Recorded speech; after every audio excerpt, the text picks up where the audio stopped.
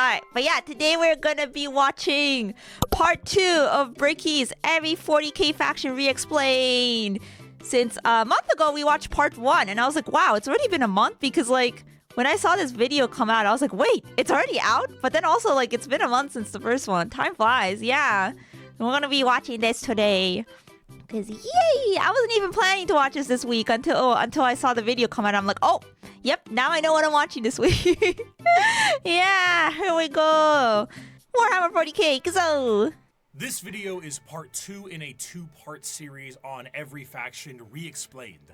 If you've not seen part 1, you were either snatched by the YouTube Did we watch algorithm, part 1? or you don't let anything, not even common sense, hold you back. And for that, well, I wish I could be that strong. The quest to find the Primarchs was expansive and treacherous, to the point where they really should write a book about it. Despite never seeing the Emperor before in their lives, the Primarchs all instinctively knew who the Emperor was. Whether it's his psychic connection to him or just plain old intuition, the giant golden god is a bit of a giveaway. The Primarchs all lived their own lives, and some lived substantially better lives. That Discord thing, I thought it was me. It's part of the video, bruh. I thought that was me, bruh. Also, yeah, part one has Leagues of Votan in it, which is why you should also watch it, because I love my space dwarves. Wait, what does that say?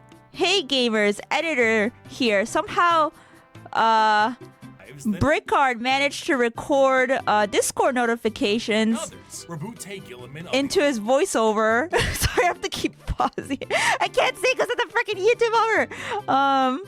Anyway, there are only a few. Don't worry, just didn't want y'all to be confused. That's what it says. Okay, so we're gonna be hearing some Discord pings. It is not me, guys. It is not me. It is Bricky. Better lives there it is. Rabute Gilliman of the Ultramarines rose through the ranks of his worlds and ended up turning an entire sector into a high-functioning society, where others, like Mortarion, lived on the poisonous hellscape of Barbarous under the boot heel of his own adopted father. When the Emperor arrived, some wanted to play a little bit of catch with their dad at first. And what did he just throw? I missed that. I forget. Does this one have the sweltering ab space lady commercial? Or is that the original? I believe that was part 1. Was it? Oh, was it the original? Oh my god, I don't remember, guys. When was the sweltering ab space lady commercial? Okay, what did he throw? Some wanted to play a little bit of oh, it's football. Okay, of at course.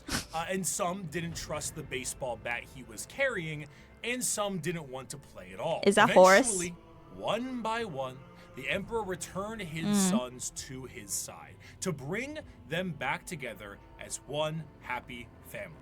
A family who needed a good cleaning.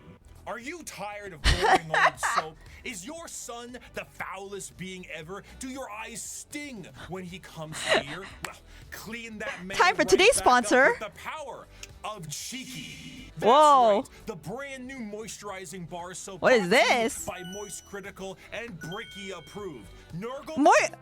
Moist Critical made a soap? What? Since when? Is this new or has this been around? I didn't know he had a soap brand. Hey yo, Cheeky. Gotta wash up those cheeks. Oh, it was from the original. Oh, okay. The sweltering abs commercial. Hates it, but you'll love it. Bar soap is always so sticky and has a ton of fuss. How's that? But now you'll be glowing to the surprise of Lehman Russ. Can it be louder? Cheeky soap is so good, we didn't even take a down payment for the sponsor. That's right. We love this soap so there you much. go. We are operating on 100% commission. We are supported purely and only by those of you who buy Cheeky. It is the best bar soap we have ever used. That is not a hyperbole. Your satisfaction What is scents do they have? guaranteed. Take it from the man himself. Bricky's right. This is very good. Enjoy a multitude of flavors, including lo-fi lavender, pulp Francis, just soap, touch grass, and absolute cinnamon. Cheeky alone has made me swap back to bar soap as my primary choice. No more liquid soap for this brick. Cheeky is the play. Go ahead and go to Yushigi. Okay, what is... Sorry I'm focusing so much on the soap, but I genuinely like scents and stuff, so I'm curious. But like, what is... Who uses bar soap here? Like, what are the advantages of using bar soap over like body wash? Because I use body wash. I'm a body wash person. Yeah. Like, is there... Is bar soap more concentrated? Is that what it is?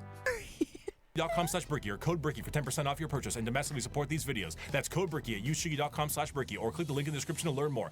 Get clean now. Get clean now. It's a block which is good for scrubbing, important for some skin types. I use a scrubber though. I use like a loofah. What is it called? Like a towel. Yeah, I need one of those. Like, I don't just like rub soap on me bare, you know, like I gotta put it on a towel, I lather it up, and then I like clean myself. Anyway, you guys don't need to know my shower routine, you know?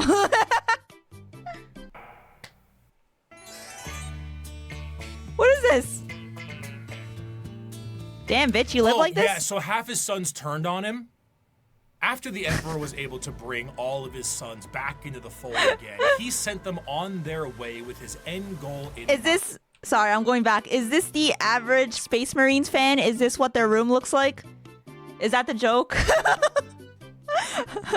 Damn. They live like this? Average 40k collector's home? Oh shit, is this my future? Except like replace the Space Marines with freaking the leagues of Votan.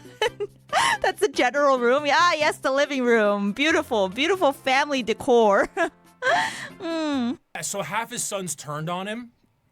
After the Emperor was able to bring all of his sons back into the fold again, he sent them on their way with his end goal in mind, reclaiming the lost worlds of humanity. Each of his Primarchs fanned out across the galaxy to accomplish this goal, but the one they were expected to report to was his favored son, and the first one found, allegedly, which was Allegedly. Horus was granted the title of The Baldy! Warmaster, and he certainly lived up to Big E's expectations, which were very specific and set by Big E himself to all of his sons. However, either intentionally or not, the Emperor did not mention to his sons some of the more chaotic aspects of the galaxy. Horus himself, while...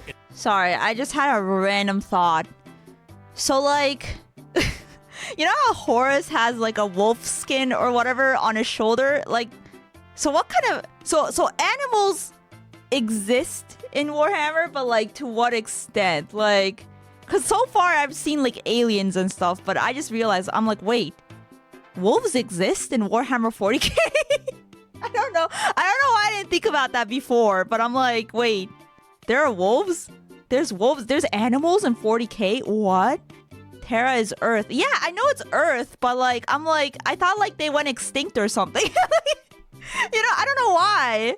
Cause like, even like the humans kind of became different. So I'm like, there's dogs. There are no animals on Earth. Wolves do exist though, not on Fenris? What? A lot of the worlds were terraformed and they had Earth species introduced. Oh! So they're on other planets? What? Oh, they took wolves and other genetic, stuff. The GMO animals, they took them to other planets. Sorry, I don't know how terraforming works. I guess they could just take the animals over to another planet. I don't know. There's wolves, there's dogs, there's horses. Oh, okay. Okay, for some reason I just thought this was like a Warhammer fantasy thing, but I guess, which I do need to watch a video on, I still haven't, but I see. So they do exist here. Okay. Those original animals are probably quite a bit different from the OG animals. Okay, thank you for letting me know. To his sons some of the more chaotic aspects of the galaxy. Horus himself, while in the process of reclaiming a more advanced human world, was informed of the existence of chaos gods, a factoid that Horus initially did not believe. To him, it was a bit unfathomable and to think invade. that his father would emit such significant information on the inner workings of the galaxy. However, he soon realized this was the truth, and this betrayal was unacceptable. with the astronomical weight put on his shoulders and his father immediately leaving it all in his hands, combined with the slow corruption of his mind by those closest to him, he began to change his tune. Horus began amassing a following behind his father's back, with several other Primarchs, Oh, wow. and began to formulate plans to usurp him from his throne on Terra. While this was He looks more evil here. He went through a whole villain arc, you know? Like you got like his baby form from earlier, like right here. Yeah. This he looks baby here, and now he's like evil. Clearly. Yeah, he had a whole transformation. Yeah, even the wolf looks more evil here. Yeah, a little bit of chaos juice. from his throne on Terra. While this was occurring, Magnus the Red tried to FaceTime his dad back on Terra, and that resulted in the shattering of a protective barrier between Terra and the demons of the warp. Due to this damage, the Emperor was forced to sit on the Golden Throne to assure that it would continue to function.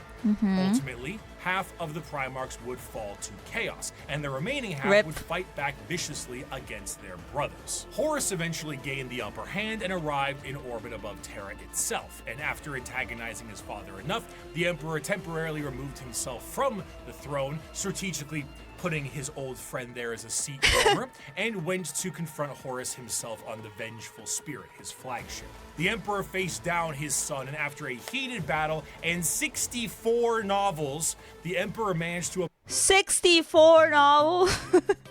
This is some crazy family drama and daddy issues. obliterate Horus on a subatomic level, but not before his favorite son was able to mortally wound the Emperor. As the dust settled and the traitors fled from Terra, the Emperor's body was dragged back onto the Golden Throne, where it sits permanently to assure that it continues He lost to his function. flesh. A corpse forced to constantly hold back the horrors of the warp and guide humanity with his pale light. And that light is flickering. From there, the remaining members of the traitors to the Emperor fled to their respective safe havens. These are the veterans of the long war, the spiteful, and to them, the wronged. Those who would let the galaxy burn if it means the Imperium gets caught in the flames. These are the... Oh my god.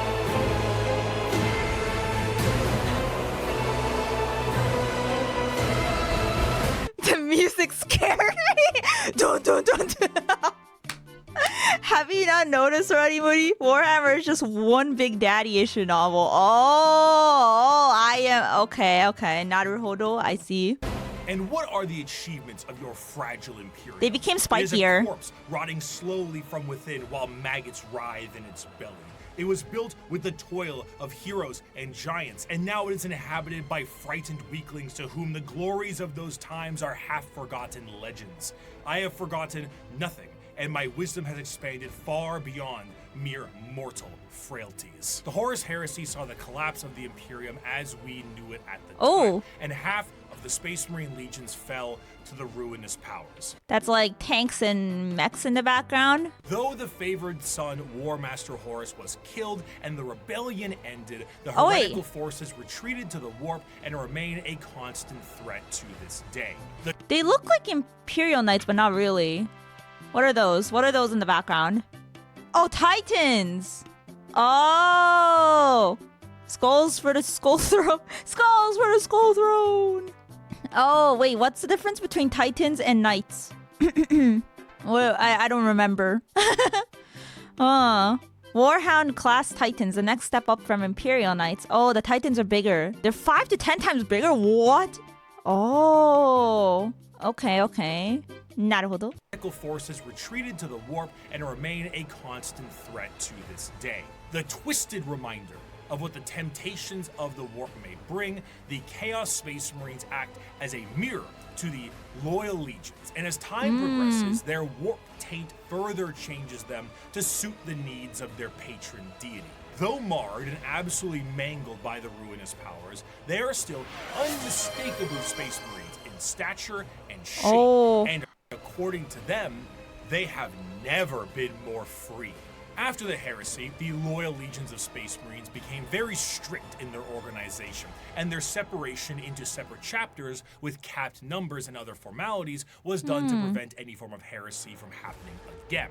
The Chaos Space Marines are a bit different. Ultimately, these Marines are subject to the primary legions that fell to Chaos in the first place. The majority of these legions, the Black Legion, the Word Bearers, Iron Warriors, There's so Alpha many! Legion, and the Night Lords are supporters of Chaos Undivided, either enjoying the powers of all Chaos gods or sometimes What does that say? I hate balkanization. What does that even mean? The Chaos Marines box has horns on like 7 out of 10 helmets. They're very dedicated to horns. Horns and spikes, everything to hurt your fingers when you're building them. Balkanization is the process involving the fragmentation of an area, country, or region into multiple smaller and hostile units, according to Google. Oh, I did not know this word. But why is it an octopus? Alright. Balkans split into lots of smaller countries. I see. Like the Balkans. Oh, I see. I get it, guys. shunning them. Wait, let me rewind a bit. Okay.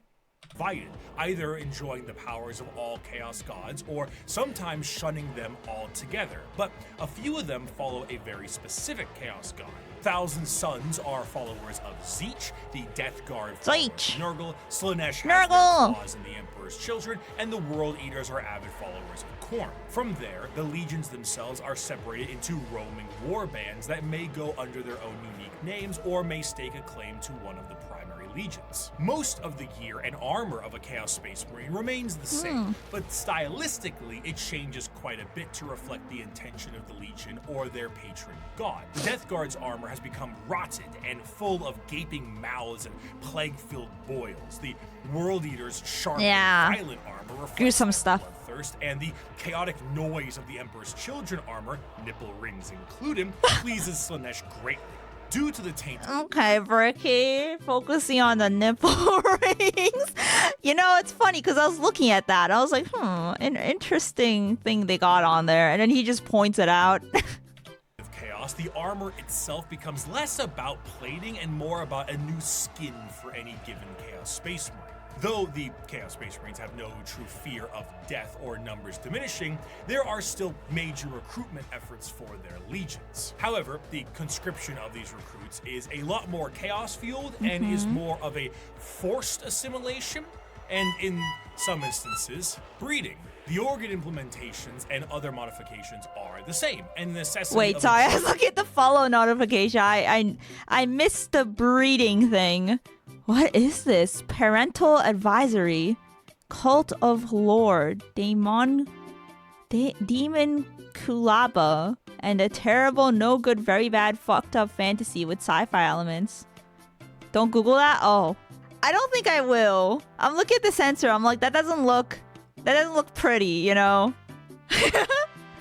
What is this like 40K? Is this like 40K porn? I don't know. Okay, you know, we're skipping over. The organ implementations and other modifications are the same, and the necessity of a gene seed remains the same, but the result is a hell of a lot different. Understanding Chaos Space Marines is a difficult exercise.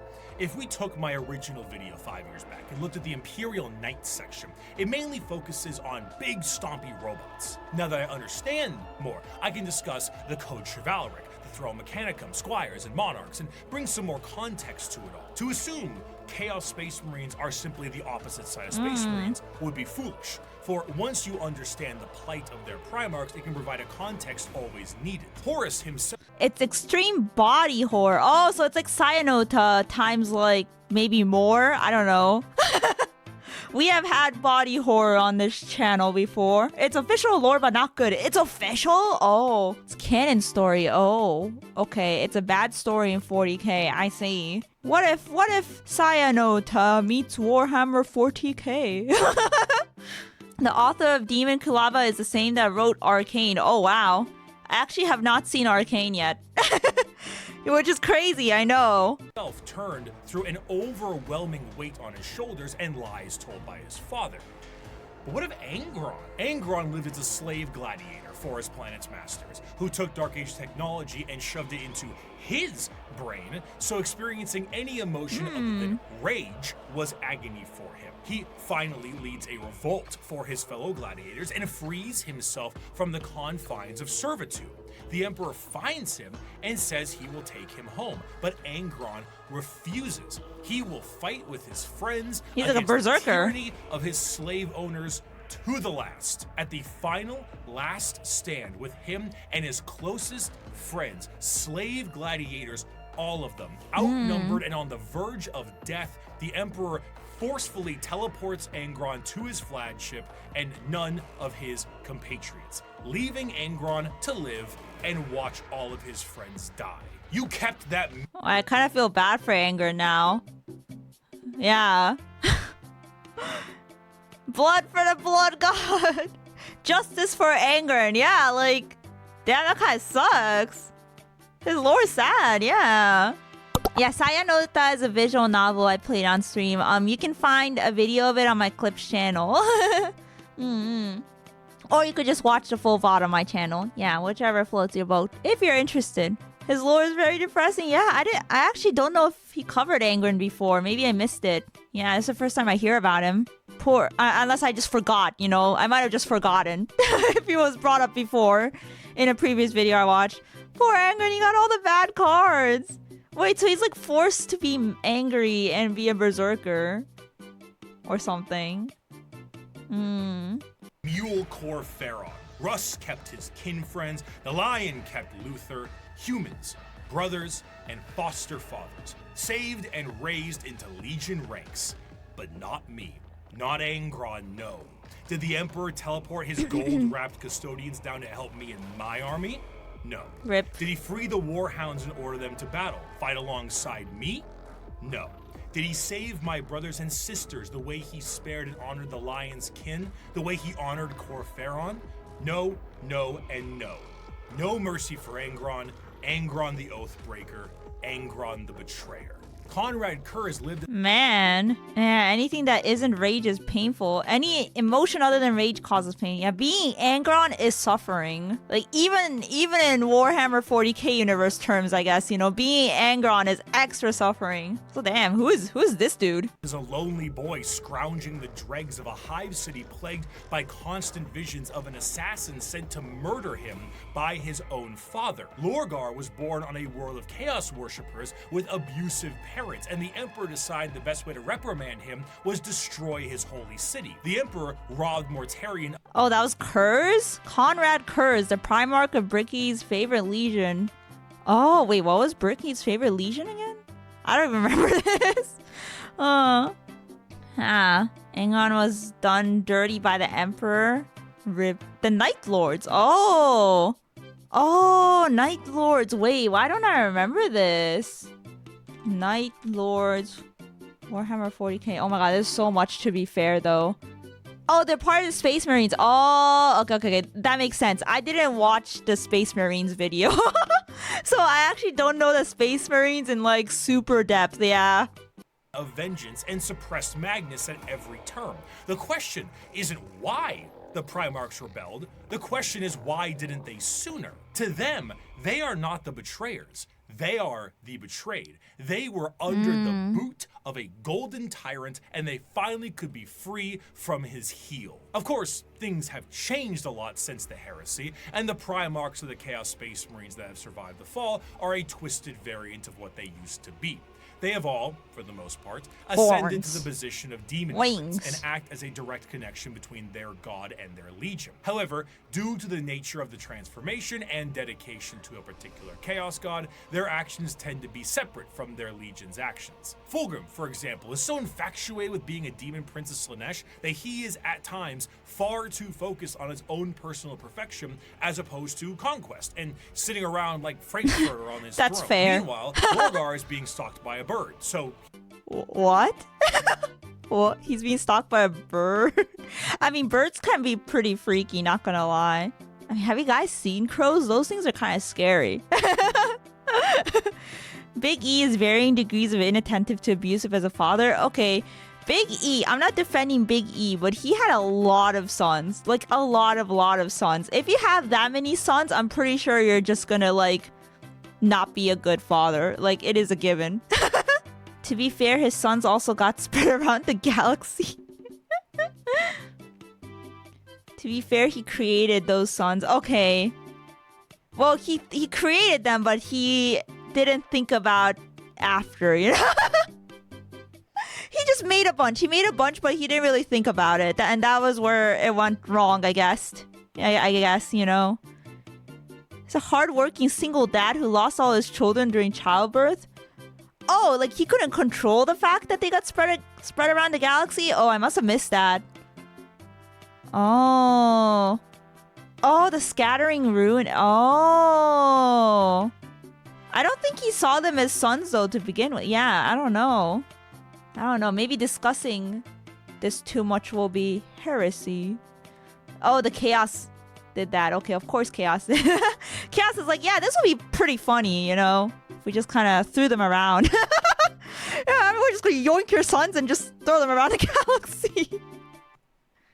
He's always on edge. The most adamant against the temptations of the Chaos Gods, Perturabo, was even made a Demon Prince as a reward for being the one who did the most work on the group project. Chaos Space Marines are a fascinating faction because there is a great deal of cognitive dissonance that is represented in them. Depending on which faction you follow, your devotion to Chaos is a sliding scale, and the representation in the universe is so varied. Some are there to reap a high tally of kills for their patron deity, while others are there purely to destroy the Imperium who wronged them. Some are there to torture and maim, and some are there to conquest and conquer. There is no unifying glue. They fight each other as much as they fight everyone else, and their machinations are entirely up to their warband. You have all walked different paths, but together we have come to the same destination.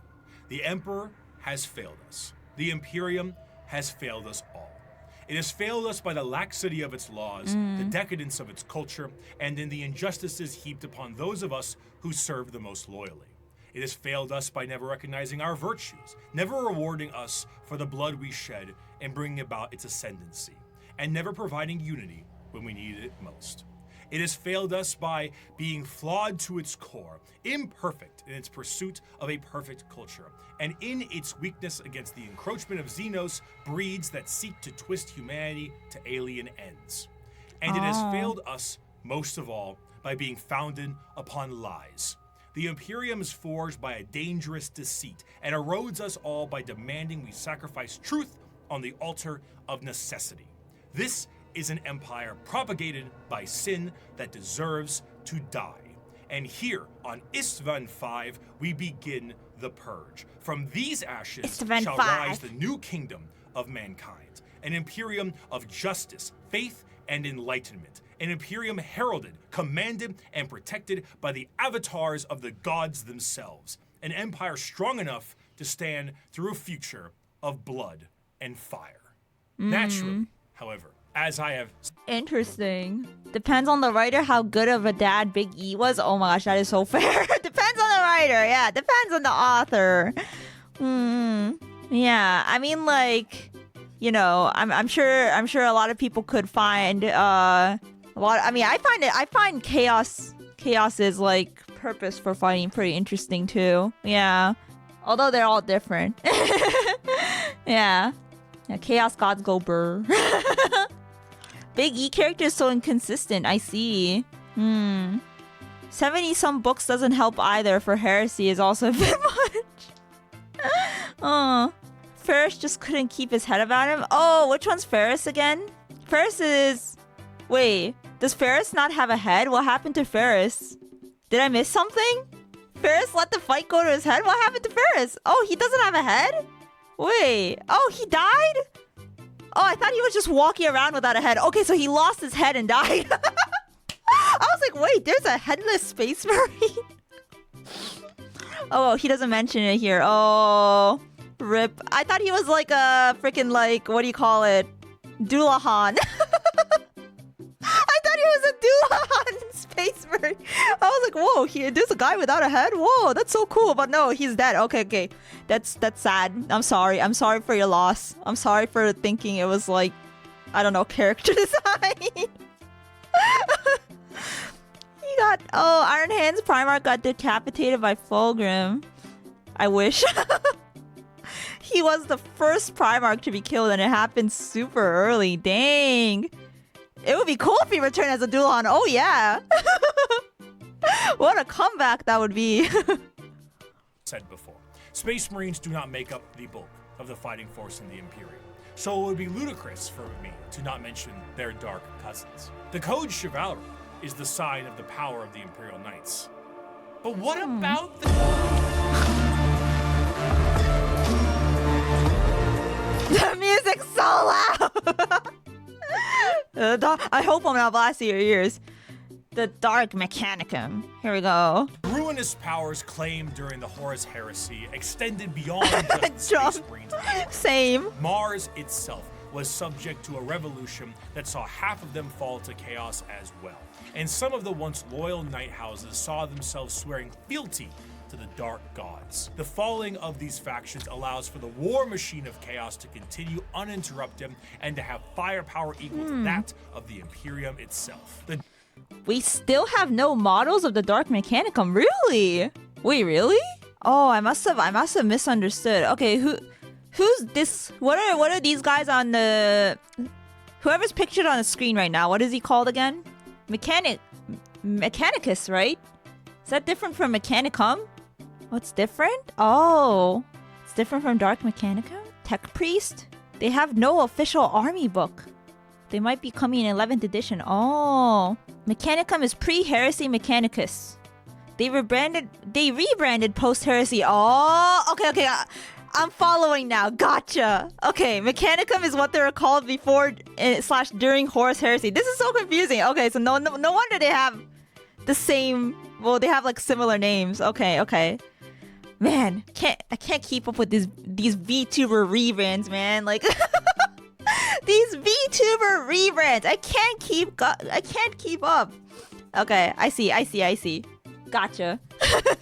Dark Mechanicum, as the name suggests, is the chaos-affiliated branch of the Mechanicus, and have a lot more free reign, much like the freedoms of the Chaos Space Marines. The seeds of the Dark Mechanicum were planted fairly early, due to some of the Mechanicum not really seeing the Emperor as the Omnissiah immediately, and Horus exploited this to allow the schism to happen a bit more naturally. Unlike their...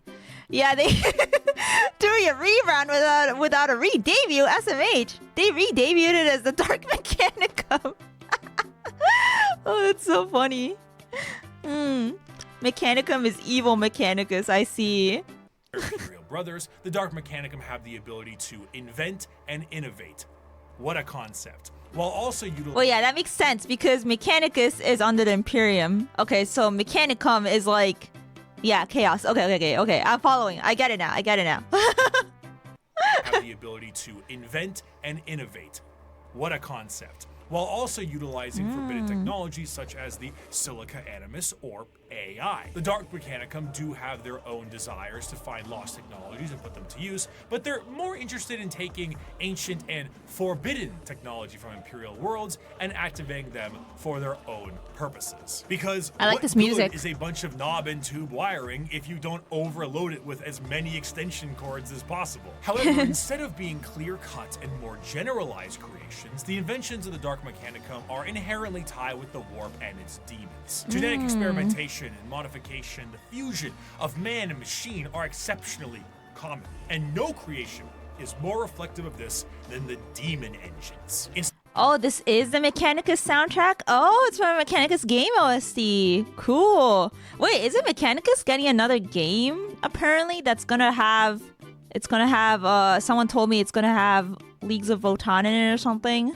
I wonder if I'm misremembering. Yeah, Mechanicus 2, yeah! It's gonna have Votann in it! Let's go! Instead of regular tanks and vehicles, the Demon Engines are machines bound with the presence of demons to make them living war machines. Unlike the vehicles of the Imperium, where a Mechanicus priest may be there to aid in its repair, a Warpsmith sorcerer is there to essentially I like how repair he and walked in. irritate the demon engine so that it can be a more effective killing machine. In certain factions, like the bitter and siege-loving Iron Warriors, they will lure demons with the promise of glory and easy bloodletting, only to then forcibly trap them into these demonic engines Oh, that's to crazy. use as weapons of war against the Imperium. Some lesser gods, like Vashtor the Archifane, is also a contract and arms dealer for the demonic stuff that comes out of chaos. Many demons may sign a pact with Vashtor in the soul forges of the warp, and in doing so are given the weapons of war to kill as much as they can. Should they do so, excellent, you may keep it. Should you not, I hope you enjoy your soul working in the forges for all eternity. That's what you signed with blood and oil. In addition, much I like like- their ties in the Loyalist I like how there's like contracts with demons going on here. Interesting. Yeah. Vashtor is so cool in the lore. He is so trash on the tabletop. Vashtor is trying to become another chaos god. Oh. He's working his way up. we can respect the grind. realm, the Dark Mechanicum and the Chaos Knight houses are deeply intertwined. There were, of course, many Knight houses that swore fealty and bent the knee to War Master Horus during the Heresy, but a good portion of them had no choice, as they were absorbed by warp storms and corrupted into compliance. Many Oh, Vashtor just got a buff like a day ago? What?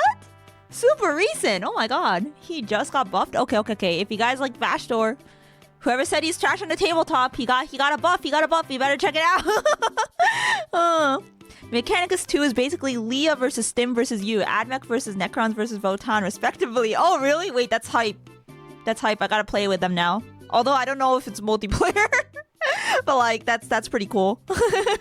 Yeah, Leah is Admech and Stim is Necrons, yeah. 40k updates rules often. Oh, they updated the rule. Oh, I see.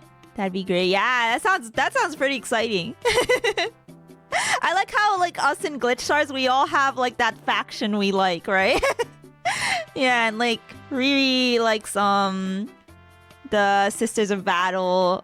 Who does Sunny like again? Does she like Space Marines, or is that just like what she happened to be building? Yeah. Yeah, but everyone has like their favorite faction, which is cool, and it's like different. choice, as they were absorbed by warp storms and corrupted into compliance. Many of these Chaos Knights reflect the very early Dark Age technology knights with more corrupted weapons. The Throne Mechanicum, which once had a noble sitting and taking control of generations of previous drivers and taming a beast, is now a saddle to a monstrosity of wrath and hatred. The nobles of the Chaos Knights fight to aggravate and bring the machine to their will while combating the corrupted minds of their fallen ancestors. Some of these nobles may do such a good job that they themselves fuse into the throne itself and become one with the knight. If a noble dies, no worries at all. Unlike the Imperial ones that require a pilot, a demon can hop into the cockpit and control it instead. The Night Worlds also see full corruption as well, where there I like the color scheme of this guy right here. I like this knight's color scheme. Sunny likes the Ultramarines. Oh, Sunny was leaning towards Salamanders, but she said Ultramarines have more media for her to get connected to. Oh, that's very fair. I was also leaning towards Salamanders for as far as Space Marines goes, but yeah, that makes sense. Ultramarines do have a lot. SMH, I'm not doing my duty of converting anyone in Glitchers to the one true faith, which is... Yeah, what does Miwa like? Miwa likes fists? Wait, what are the fists? She also likes tanks. The tanks are Imperial Knights, right? Oh, Imperial Fists. Oh! Wait, Imperial Fists are different from Imperial Knights? Gotta look this up now. Or is it just like a type? Imperial Fists, 40k. Oh, they are different. They're part of the space. Oh, they're Space Marine Legion. What the heck? Oh my god, this is so confusing. Oh, the yellow space marines. Oh my god. I don't know why I saw Imperial and I was like, Imperial Knights? I see. Gotcha. The chapter of Space Marines. Okay, so they're the yellow guys. I can remember them by color. Yeah. Remembering them by color is easier. Control it instead. The Night Worlds also see full corruption as well. Where there were once peasants, there are now cultists, and the goal of the Chaos Knights are just as chaotic as the gods they follow. Some are sent to war by the ruinous powers. Others may protect Dark Mechanicum Forge worlds, and others still may be so hyped up on the ruinous powers that they are just aimless and reckless, hoping to unravel the fabric of the universe itself. Though the aspect of nobility is still there with the Chaos Knight, but it's hardly the same as it is on the What's going on? Turn off the stream. Your webcam just turned on. What? Though the aspect of nobility Jump scare. is still there with the Chaos Knight, but it's hardly the same as it is on the Imperial side. As opposed to a beautiful knightly stallion, the knights here are horrifying and crazy monstrosities, fueled in part by the agony of the memories of the ancestors trapped within. An invasion by a house of Chaos Knights is a horrifying thing. One might ask, how do knights enter the battlefield? Normally they can be deployed via dropships the standard way, but Imperial Knights can be deployed with a drop keep. A gigantic knight keep with like towers and stuff will hurtle towards the surface like a drop pod and be slammed into the ground with an excessively thunderous crash. That's crazy, drop pod. VTuber scare. Oh yeah, like I was gonna, yeah, like, well, as like from a VTuber POV, like seeing like, oh my god, your webcam just turned on. That's like the worst nightmare. Or nightmarish situation. Then massive drawbridges slam down, banners unfurl, and huge horns play the song of their people as these lumbering robots charge out of their, again, drop keep to fight for the Imperium. That sounds exciting. So imagine what a warp-fueled version of this could look like. Yeah, so they just like drop a whole ass castle. Yeah, hey guys, you know, pulling up on my castle. Hey guys, I brought my castle with me. Here you go. Bam.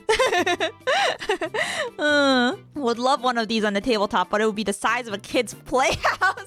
Which, by the way, as a kid, those playhouses went hard. Like I didn't appreciate the detail on those until I grew up. Yeah, that would be exciting. But yeah, like how are you supposed to put together that?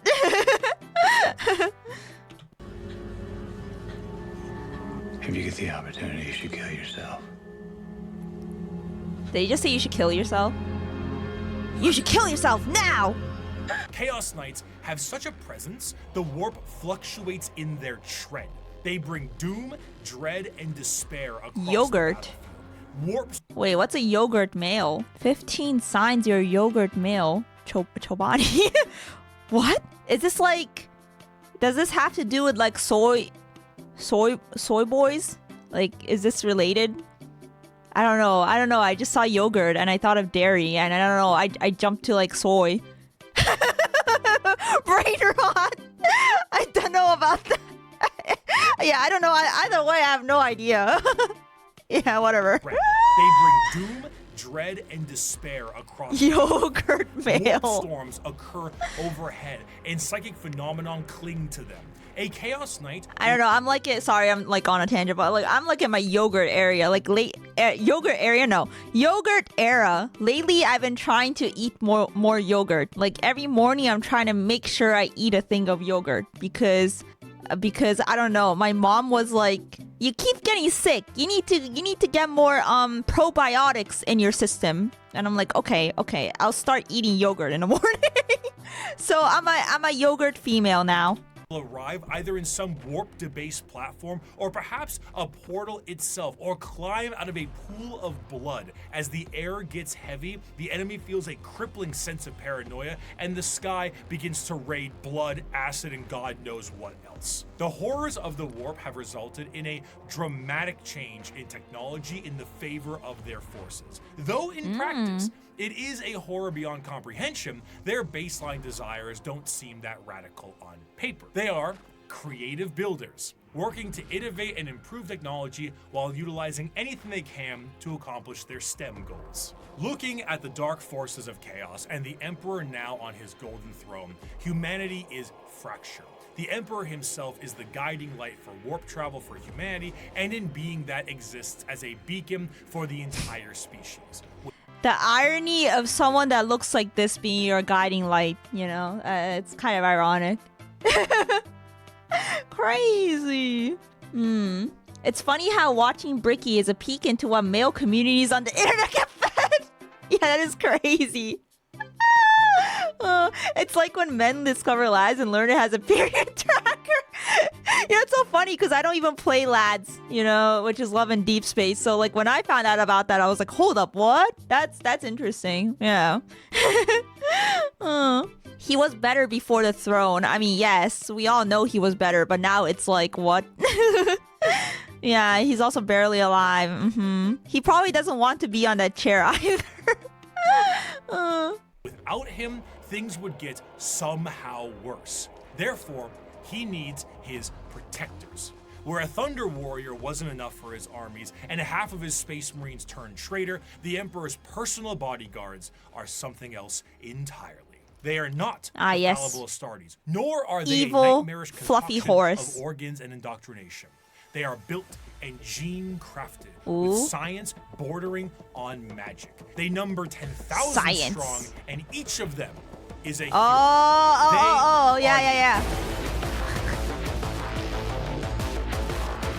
Yeah. Where is the battle the where Adeptus Emperor's Custodians outnumber our foes? We are ever beset. Wait, what was that Discord notification? Wait, let me go back. Where an Emperor's Custodians Constantine Valdor. Anybody seen that fuckbag idiot Angron? I got some shit to say. Why are they bullying Angron? I feel bad for Angron now. No Angron bullying. Wait, who's Valdor? Valdor was the commander of Custodians in Emperor's times. Oh, chief custodian during heresy. Oh, I see. Number our foes. We are ever beset, surrounded upon all sides by heresy and foulness, just as is Terra itself. Yet, like the throne world, we stand resolute, indefatigable, indomitable. Let the enemy come. Let them darken the horizon with their numbers. Still, we will prevail. Though the Emperor... The current leader of Adeptus Custodes is Kitten. Kitten? What? Old command of Custodes. He might be creating Chaos Custodes right now. Wait, so he dipped? I was gonna ask, did he die? Oh, did he betray them? And he went Chaos? What? That's a meme? That this is not canon? Aw, man, you guys, you had my attention. I was like, kittens! Yeah, he dipped, I see. He was like, yeah, I'm off to my new job. No idea where he is now, that's crazy. Sits rotting on the golden throne, his talons remain sharp. The talons of the Emperor was the name given to the most elite forces at his disposal. The left hand of his talons comes in the form of the Sisters of Silence, psychic blanks that scour the galaxy to claim souls, to fuel the Astronomicon in the form of the Great Tide. 1,000 psychers sacrificed daily to keep the Emperor of Mankind alive, dragged into the black ships of the Silent Sisterhood. Right hand of the Emperor's protectorate, his golden bodyguards that serve him and only him. I love the gold. These are the Custodians. While the members of the Space Marines went out to take back the galaxy, the Legio Custodes stood back and kept a close watch over the Emperor himself. The Custodes are, in a sense, similar to Space Marines in that they are genetically modified super soldiers clad in power armor, but that is where the similarities stop. They're they're like super OP, but they're like small in number, right? Valdor graduated. I love how we use like VTuber terms to explain. Yeah, he graduated, rip. You know, he might come back event. Who knows? Maybe we'll see him somewhere else, you know, under a rebrand. Who knows? Genetic makeup seems to be made from the Emperor himself, or at least something quite close. And the precision of their creation predates the development of the Space Marines and even the Primarchs. Wait, what is that vehicle he's riding on? The development of the Space Marines. That and looks so even cool. Primarchs. This one on the screen. That looks so cool. Is that like a bike or is it like a plane? No, it's probably a bike. It's a jet bike. Hey, yo. That's really cool. Only hover bike in the game. Oh, that's why I was like confused if it was a bike or a plane. Oh, anti-gravity bike. Yeah, I like the design on that. Unlike Space Marine recruitment, where there's a process undertaken when a subject is at least somewhat grown, a Custodian's process begins at infancy. The methods in which they are made are a secret, but what is known is that at the very beginning, each Custodian was made by the Emperor himself. Regardless of the bioalchemical process, the process is exceptionally long and grueling, and only a handful of selected aspirants make it to the end. Those that do are clad in the most regal and effective armor in the Imperium. Commonly, a Custodian is The banana seen carrying armor. Guardians, an utterly yoked up version of the stabs the Praetorian Guards of the Emperor in Star Wars had. They are also clad with specific shields and blades, but the most interesting thing with all of their gear is that due to the meticulous and dedicated maintenance and preservation of their armor and gear, these items are the same ones they used 10,000 years ago. The Custodians do not age biologically, so some of the veterans in the Guard may be several thousand years old. And unlike the Space Marines, They're like immortal. they fight entirely as a solo force. When a line of Custodians is holding back... Yeah, these guys like sound so ridiculously OP. Oh, the Elder all have hover bikes too. Oh, maybe I might have seen them before. Pain to build. All the stuff that looks cool is a pain to build. It's funny to call them banana until one moves up behind you and hits you without you even reacting. It's like, haha, banana! And then like he just one-shots you. Waves of enemies, they operate independently. There are no battle formations, there are no squad tactics. Each Custodian is the main character, trailed by serfs and servitors, tasked entirely to reload their weapons. They fight with a singular purpose, if not action. Groups of Custodians will dispatch enemy after enemy, their spears coming within inches of each other, but never close enough for a killing blow. Their strikes are intentionally defensive, allowing their opponents to attack 1 to 2 times before parrying and ending their lives. Each strike deflected is an opportunity to know their enemy more and learn from their patterns. They are truly the Emperor's bodyguards, masters of close combat, enemy knowledge, and reactions measured in milliseconds. Though the Custodian... Milliseconds. Yeah, and their armor looks like Big E's, yeah. It's made to be the same quality as Big E's. They retire when they're 0.1 seconds slower. That's a crazy way to put it, yeah. They got nerfed, but I'm not sure if they got buffed recently. Oh. I thought their whole nerf was that you can't have a lot of them. I thought that was like the balancer that was put there in the first place. Because like, you know, they're strong, but you don't have a lot of them, right? But I don't know. I wouldn't know. Yeah, that's just what I kind of remember about their tabletop. They were still too strong. Oh, I see. They're anime protagonists. They're high point values. Oh, they got a new detachment recently that buffs them. Most armies are like 20 to 25 models. Game balance is a never-ending thing with GW. That's fair. Yeah, they keep changing it, right? They aren't super OP on tabletop, but they get to break a lot of the rules. Are a part of the Adeptus Terra. The members of the Guard only answer to their own... It's never balanced. The leader of the Custodians is known as the Captain General, and individual squads of Custodians are overseen by a shield captain. As their focus is on the Emperor, their command center is located within the Imperial Palace. The Tower of Hegemon serves as their primary base of operations, but there is a dedicated elite guard of Custodians known as the Companions that stands 300 strong by the Emperor's side. 300! The Custodians are 10,000 strong, and when a member retires, their name is added to the Hall of Name and vanish across the galaxy in a cloaked disguise to serve as eyes and ears for the Imperium. Nice suit. Despite their numbers and their strength, the members of the Custodians do not consider themselves to be soldiers or warriors in any way. They see themselves strictly as the guardians of the Emperor in all facets of his presence. This extends beyond the physical. Custodians believe they represent the guarding of the Emperor's ideas and philosophies too.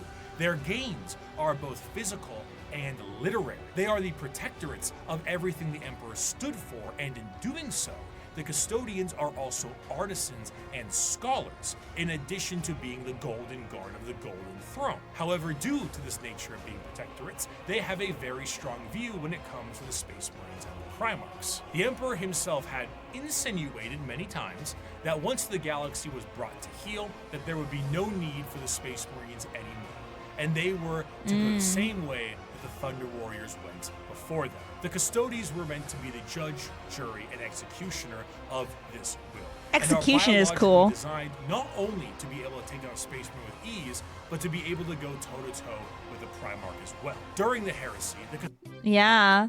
Wait, the palace is really big? The palace is as big as the Himalayas? The palace is bigger than the country of India. Whoa.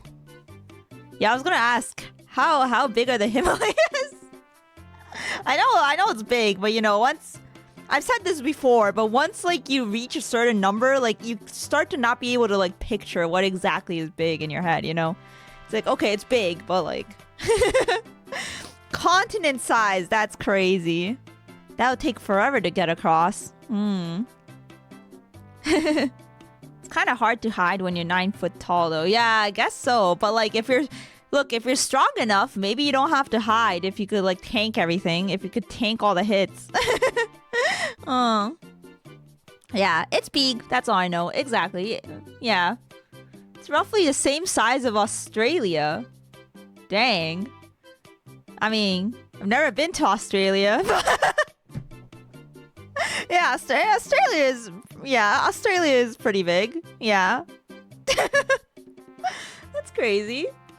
Guard of the Golden Throne. However, due to this nature of being protectorates, they have a very strong view when it comes to the Space Marines and the Primarchs. The Emperor himself had insinuated many times that once the galaxy was brought to heel, that there would be no need for the Space Marines anymore, and they were to go the same way that the Thunder Warriors went before them. The Custodians were meant to be the judge, jury, and executioner of this will, and are biologically designed not only to be able to take down Space Marine with ease, but to be able to go toe-to-toe with the Primarch as well. During the Heresy, the Custodians mused on how suspiciously easy it was to kill Chaos Space Marines, as if they were trained and made for that explicit purpose. Constantine Valdor, one of the closest... Oh, there you go, Valdor. Here he is. Okay, now I'm gonna get the lore on him.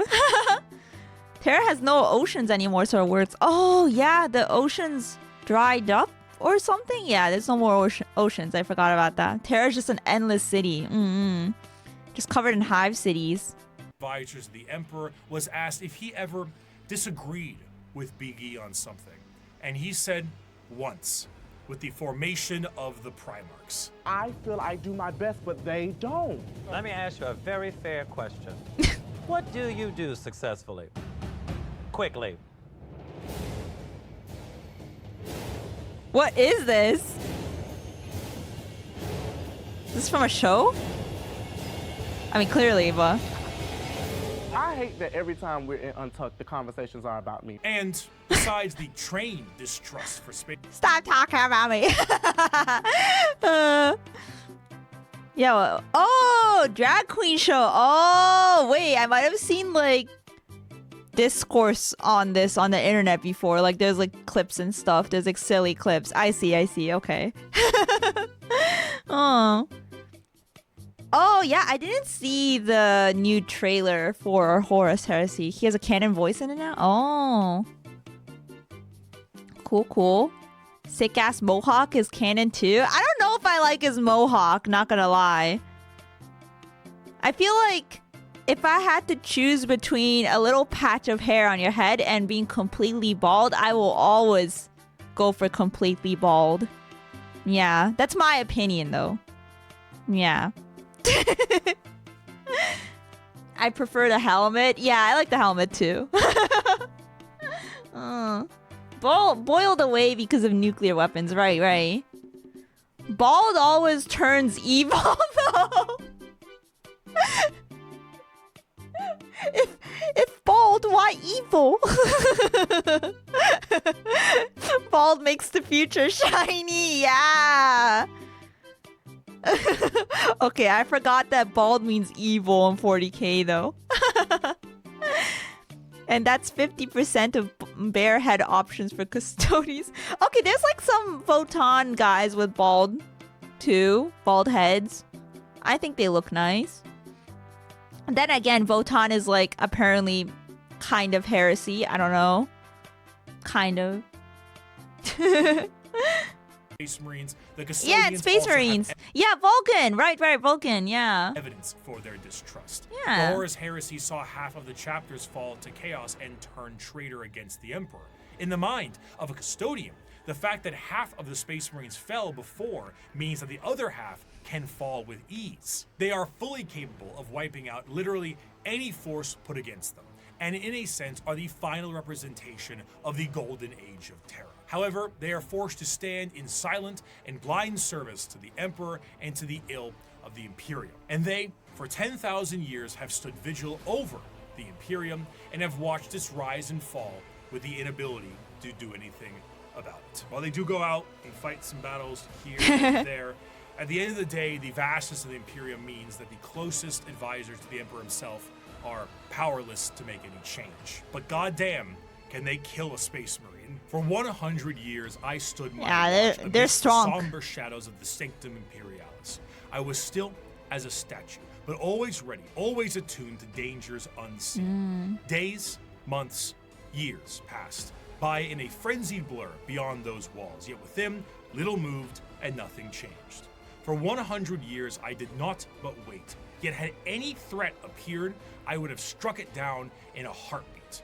For 100 years, I stood my watch, and as it ends, I can tell you this: patience is a weapon. That's Of crazy. course, a threat directly to Terra itself They can wait would forever. appear to be something foolish. It's in the deepest parts of Imperial space and is one of the most defended bastions in the galaxy.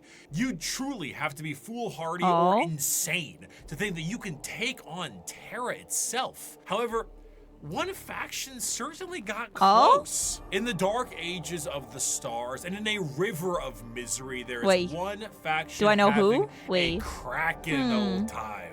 The galaxy sees them as savages, yet they have Orks? already figured out the questions of Orks? the universe. Their numbers are uncountable, their technology incomprehensible, Is it Orks? and yet their I violence think it's Orks. is so very green.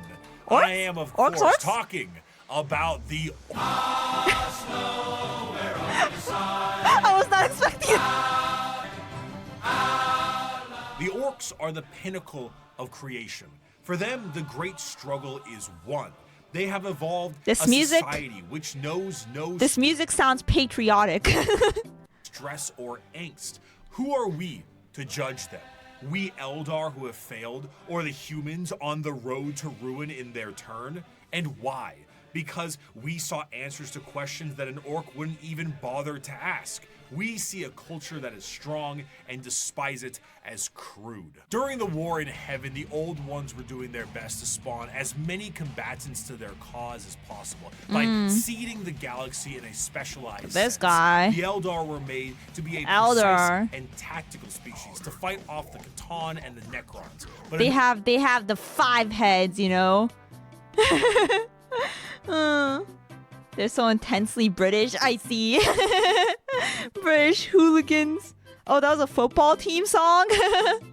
Yeah, this is the happiest of 40k factions. another prominent species was made by them as well. The Krork were warriors clad in ornate Gregs. armor with more dangerous I've heard of Greg's. However, things changed, and these warriors changed, and the Krork are no more. They are now known as the boys, the lads, The boys! the mates, the orcs. An orc in 40k looks like an orc in most other fantasy media. Hulking, warlike monstrosities with big teeth and worse attitudes. However, unlike the more Tolkien-esque forms of these creatures, the devastating nature of the orcs is in their biology. Unlike most species, You know, seeing green Bricky made me want to change my skin to green too, but it might take a while if I do it. I need green Moody as I watch the orcs. Done. Okay, that's the most I'll do. I'm too lazy to rest.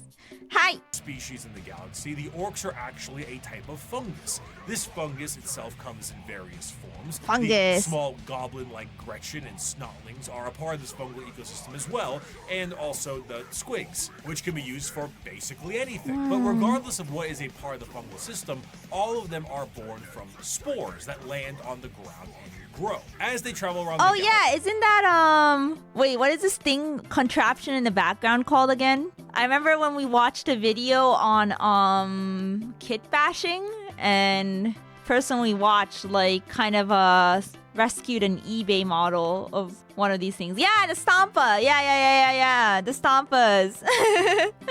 Thank you. Are born from spores that land on the ground and grow. As they travel They're around cool. the galaxy, they drop spores literally everywhere. And then an orc dies, and they drop tons of fungal spores that allows for their numbers to be replenished over a period of time. The spores thing is freaky though.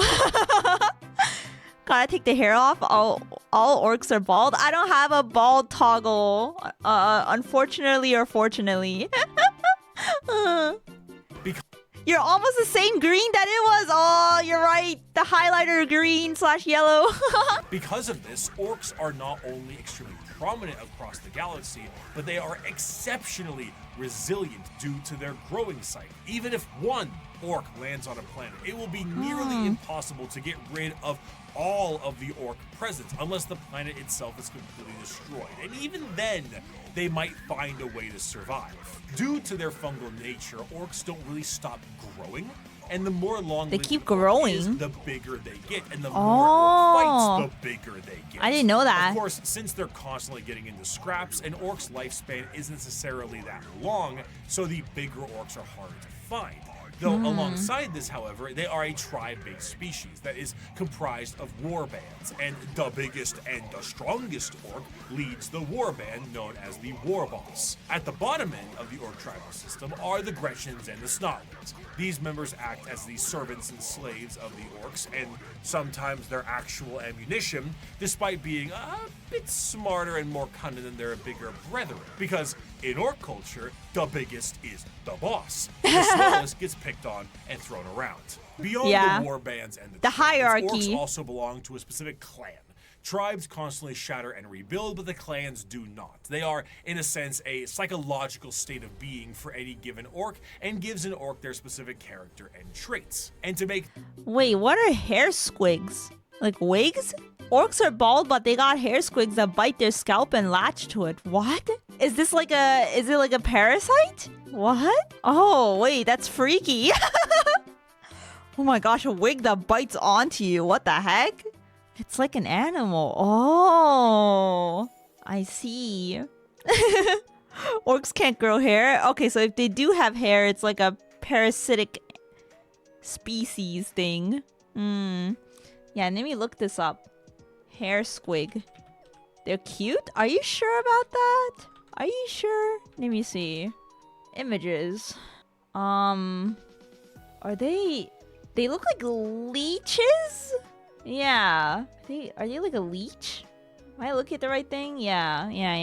And there's like a bunch of them that latch onto you, and is that how you get like hair? Shows how tough you are if you let one bite you. Oh, I see. So you can use it to assert dominance. Oh, it's a doggy? Oh, maybe I was looking at something different. Yeah. I was looking at like a wormy looking one. things easier, these clans are also color-coded. So that's very easy to tell what orc does what. Though there are many clans out there, 6 of them are the most prominent and well-known. The Bad Moons are essentially the merchants and have a lot of money because their currency is teeth, and they grow teeth faster than any others. The Blood Axes. They use teeth as currency? So wait, do they fall? Do they just like pull them out, or do they like fall out? Oh, both. Okay. They punch each other and then they fall out. Okay, I see. Oh, their teeth are the enemies. Oh, that's freaky. I don't like teeth stuff. Not after, I had my root canal and everything. Ooh. I mean, I guess they grow back, so it's kind of different for them, but Oh, their teeth rot, so it's like anti-inflammatory. I don't know what the word is, but I see. Are the stealth units, and by stealth. It means like slightly more quiet than the others, and they have a love for LARPing as humies. Death Skulls are the scavengers, and the Goths are the close combat specialists. Oh, it's inflationary. And on the two ends of the spectrum, we also have the tech-savvy evil sons and the more traditionalist and tribal snakebites. Another major facet of Orks is their religious beliefs. They believe in two gods, Gork and Mork.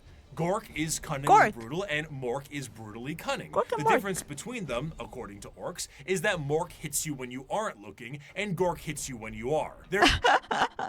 What? The only difference between these two pictures is that one of them is like fire and the other one looks like ice, you know? According to Orks, is that Mork hits you when you aren't looking, and Gork hits you when you are. There's a lot of confusion as to which one is which, and this results in a lot of infighting. In other species, this would be considered a sort of religious conflict, but for the Orks, it's just another excuse to fight. I have a quote here, but I don't really. I'm definitely gonna forget that.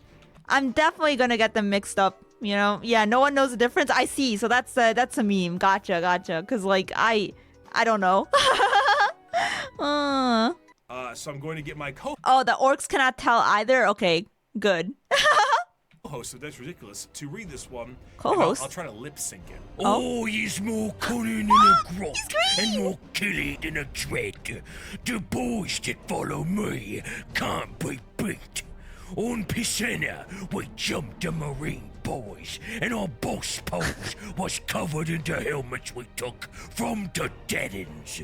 We burned their port and killed their bosses and left nothing but ruins behind. I'm Warlord Gezgul Mac Uruk-Drucker, and I speak with the word of the gods. We's gonna stomp the universe flat and kill anything what fights back.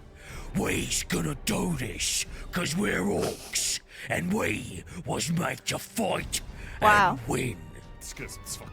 Wow, that was a really good voiceover, and for I don't know, somehow Bricky's lip syncing was very convincing as well. Yeah.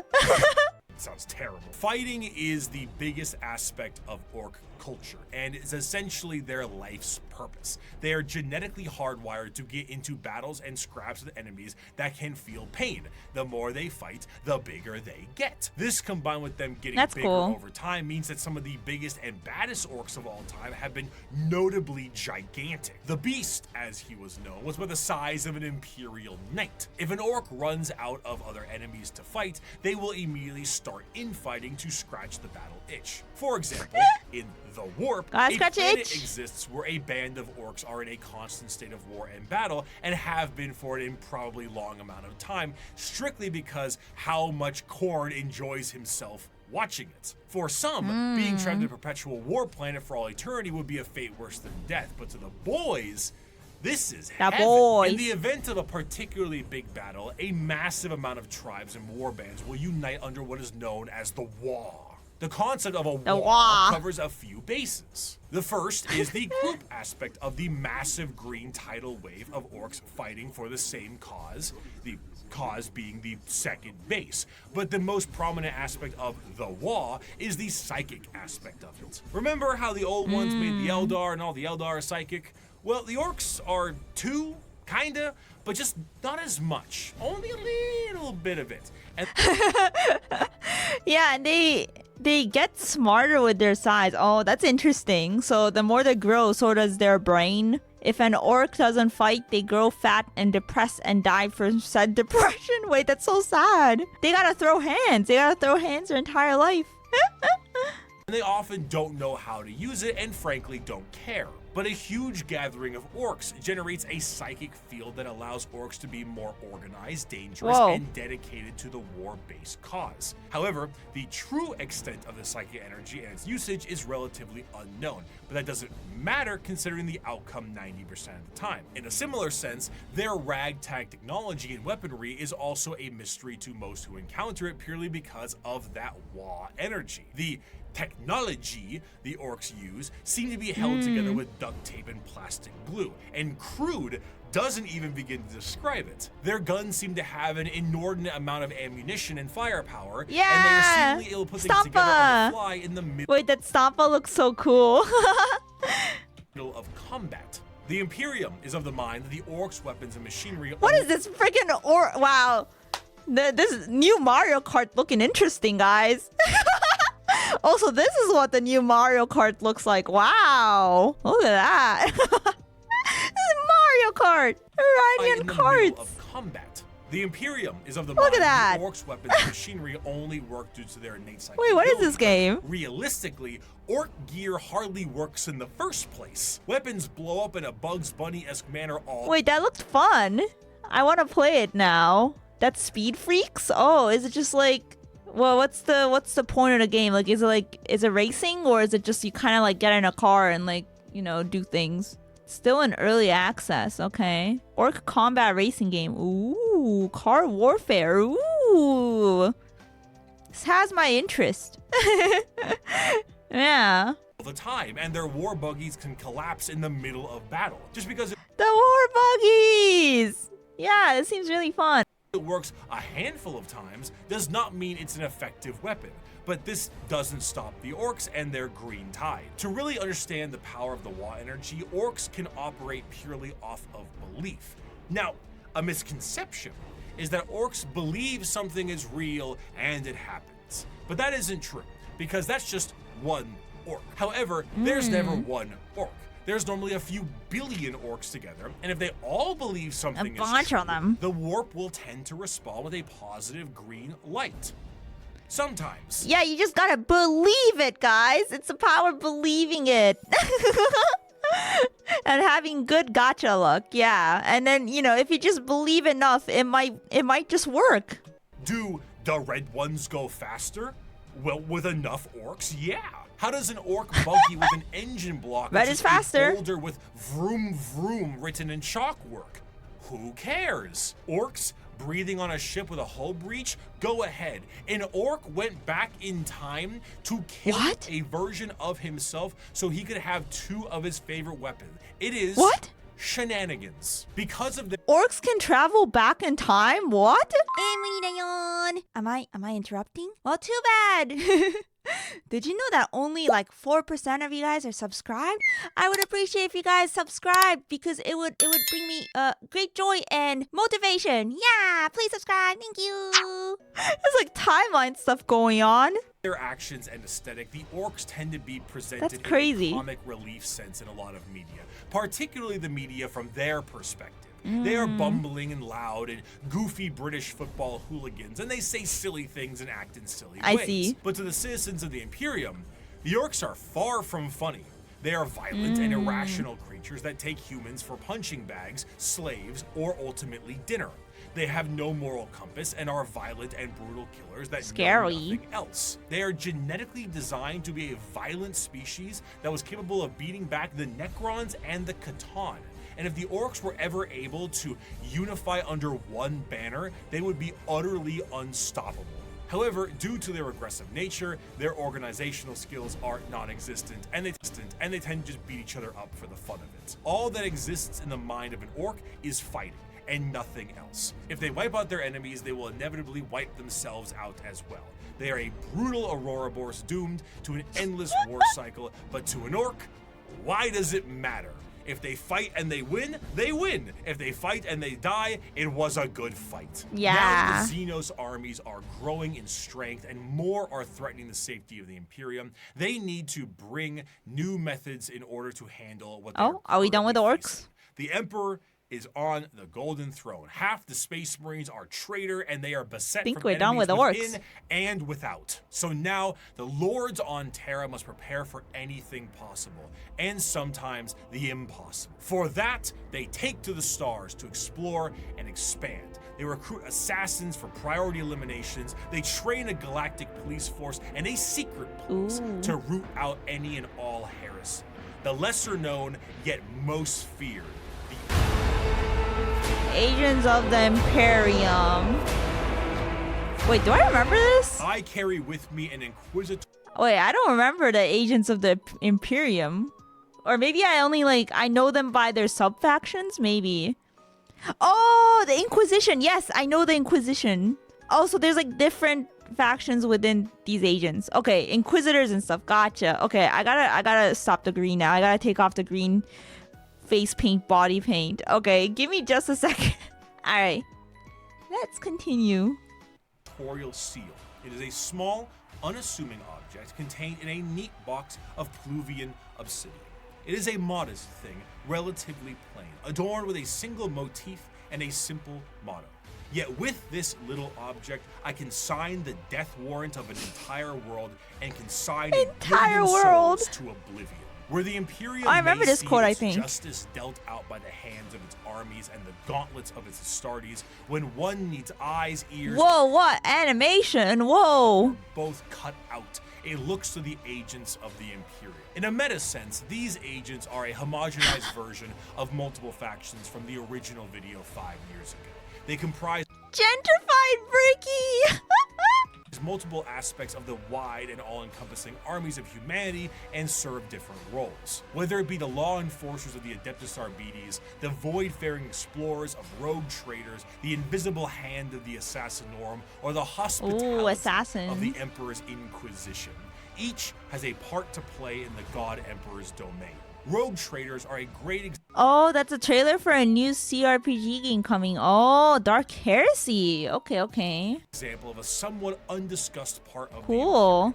its nobility. While you may see the General Imperium as a totalitarian hellscape, because it is, this is to Anime. those under the boot of the nobles that run it. Rogue traders are a special kind of explorer, and their existence is extremely important to the function of the Imperium. A rogue trader is often an extremely special individual. He's pretty. And is given the monumentally sized warrant of trade, allowing them to be given almost complete and utter freedom. Their task is simple: to chart the uncharted, learn the unlearned, and do whatever they can as an explorer and conquistador for those back on Terra. This information is Wait, so who's the enemies to the Inquisitors? Or like more like who's after the Inquisitors? Is there anyone after them? Because the Inquisitors sound like they hold a lot of power too. Like obviously they're out to get everyone, but who's out to get the Inquisitors? Other Inquisitors? Oh, wait, why? Heretics. Yeah, well, they're out for the heretics. Each other, huh? Yeah, it depends on the Inquisitor. The Inquisition is after the Inquisition. Okay, they power check themselves. Okay. You gotta move up somehow. Okay, gotcha. Whoa, crazy. strictly speaking, invaluable. Whether a sector can be settled and colonies built, or precious rare resources exist on a floating asteroid can be mined, or a long-lost Imperial world from the Age of Strife is recovered, it's all absolutely imperative. Ooh, These more rogue animation. traders are faster than any other kind of Imperial armada, and therefore chart the direction of the entire society. Because of this, rogue traders are given I wanna watch this whole like trailer now. I wonder if they're gonna have these cutscenes in the game, like animated like this. I kind of miss when games used to do more like animated cutscenes. given a substantial amount of freedom. They have a ship and a crew of specialists and can do things that would see any normal person shot. They can barter deals and even recruit Xenos races. They can explore areas strictly prohibited, and they can earn a vast amount of wealth and riches in doing so. This tends to make rogue traders a very long lineage, and their heirs take up the mantle of their house. By being explorers, they become fabulously wealthy, and some can become quite the assholes while doing so. But truly, much like a night pilot, a rogue trader is an exceptionally rich individual who can back it up. They are master swordsmen, explorers, Not the Vine merchants, Boom! settlers, diplomats, and everything in between. They chart Not the Vine Booms. There are two trailers here, Rogue Trader and Dark Heresy. Oh, no, unfortunately. Oh man. Maybe if there's enough interest in them, they might produce a show for Warhammer Plus. They should.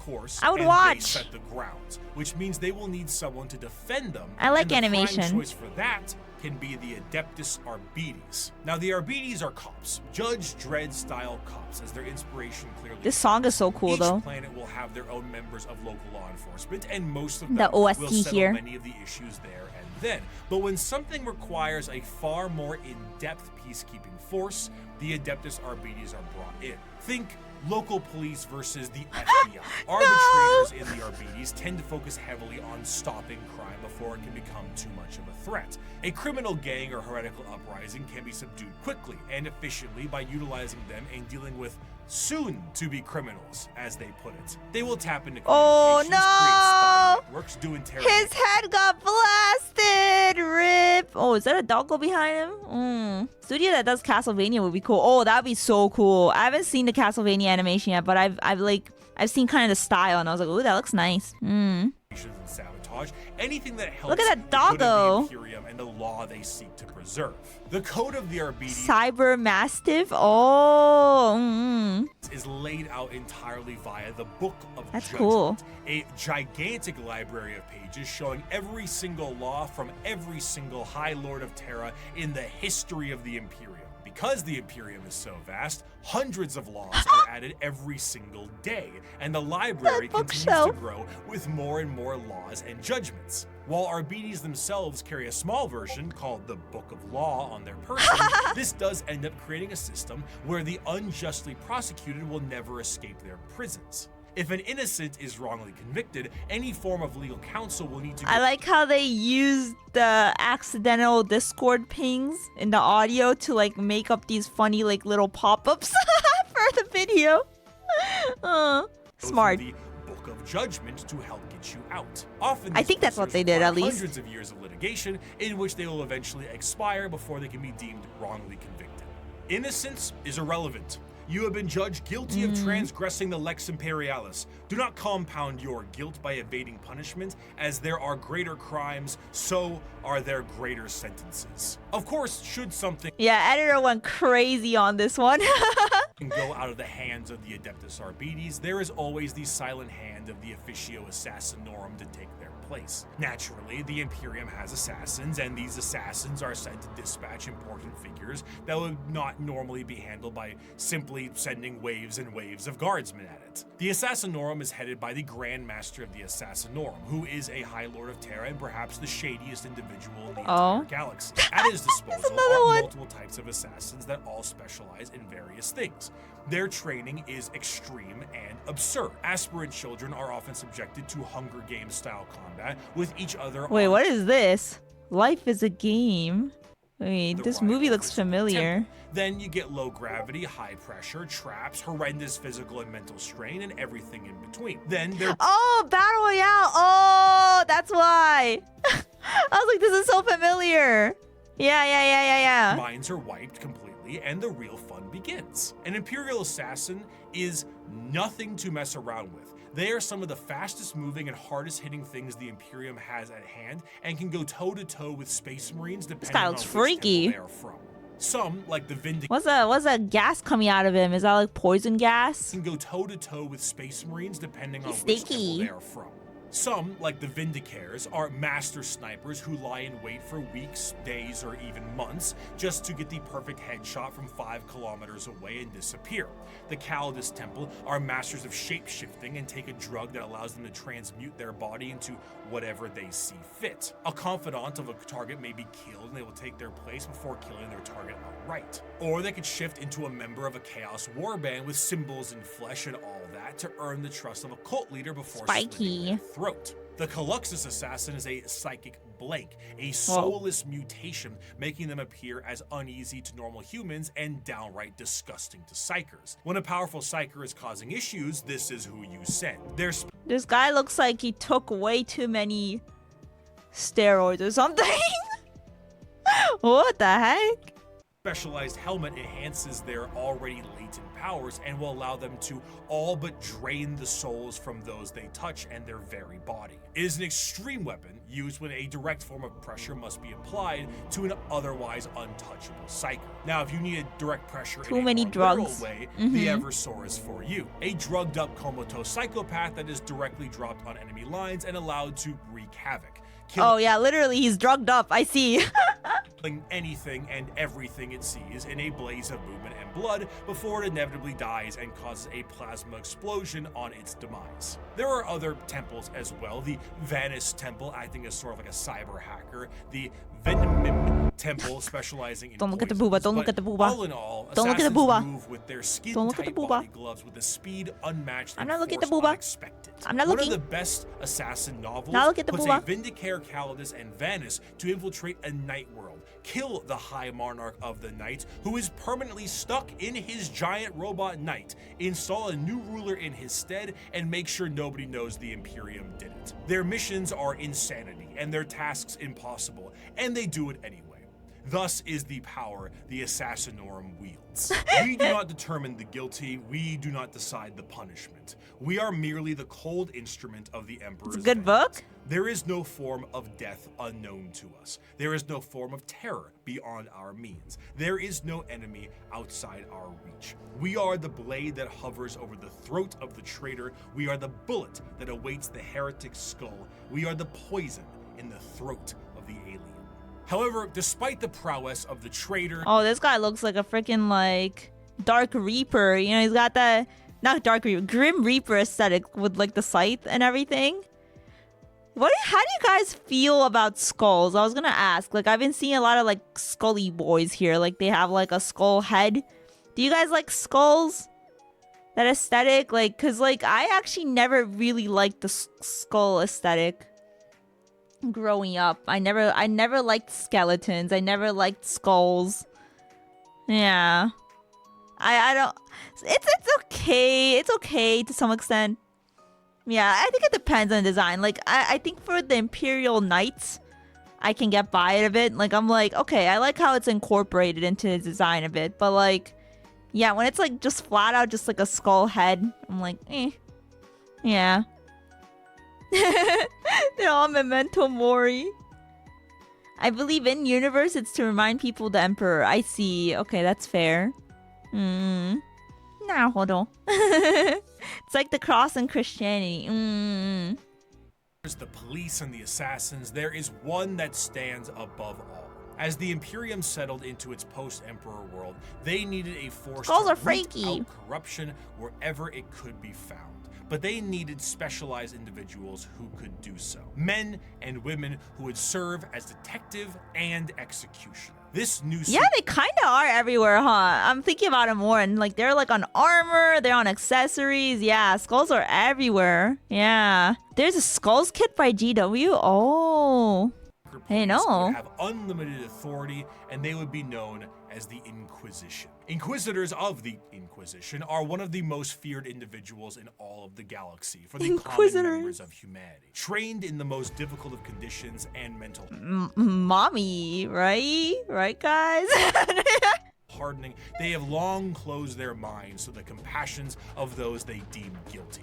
Inquisitors are, for the most part, detectives, but they are detectives whose authority is unmatched and actions justified by the state itself, similar to the KGB, the Gestapo, the Stasi, the OVRA, but unlike those organizations, the Inquisition has far more authority and is one of the only types of individuals who can commit exterminatus, the term used for the utter and total destruction of a planet that is no longer deemed usable by the Imperium. Right, they could just kill planets.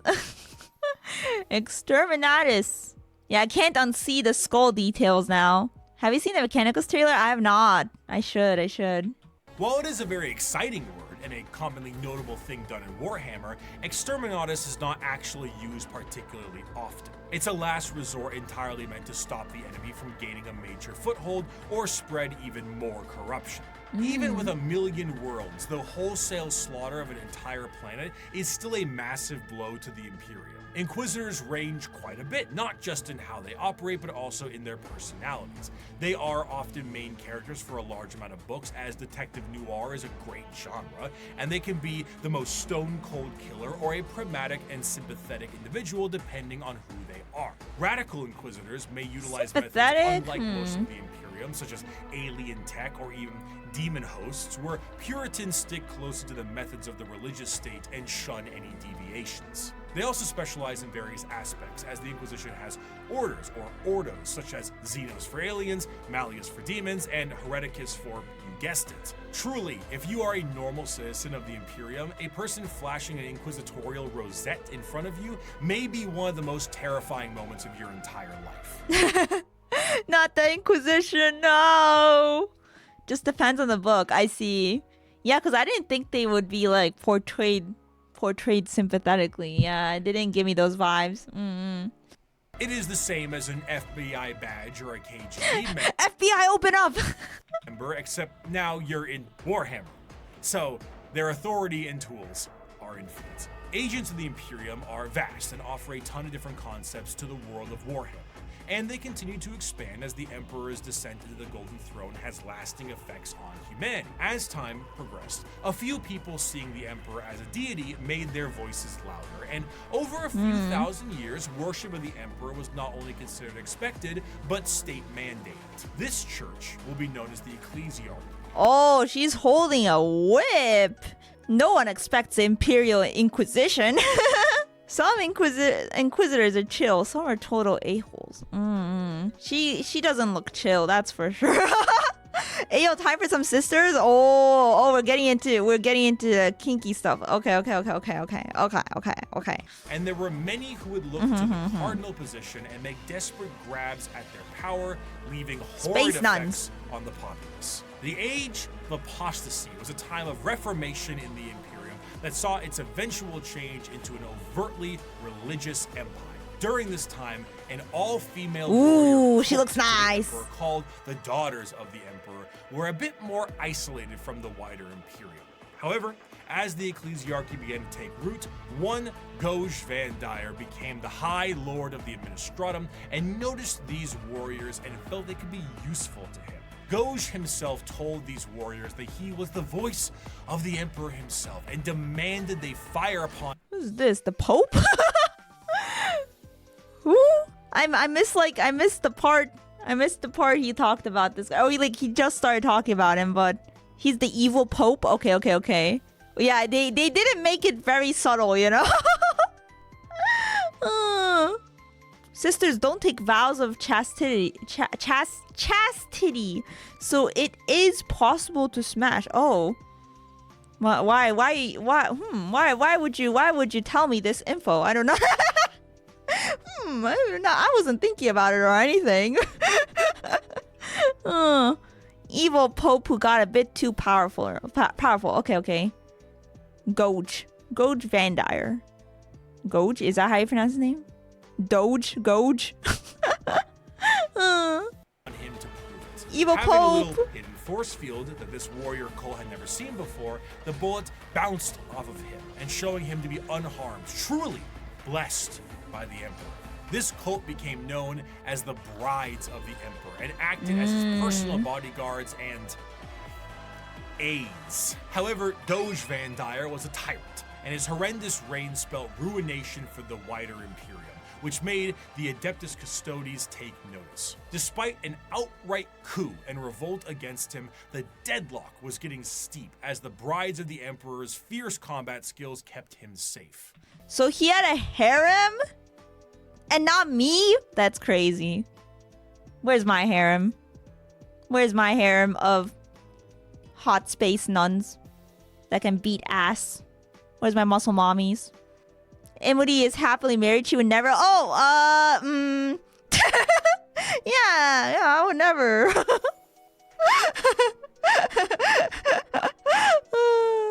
Harem and bodyguards. That's crazy. He doesn't deserve that. He doesn't deserve a harem and bodyguards. It's fine if husbando approves. That is true. Calling him Doge Van Dyer is a meme that comes from Bricky's podcast. Oh, gotcha. He did manipulate them. Ooh, that's achy. Well, yeah, of course there's manipulation involved.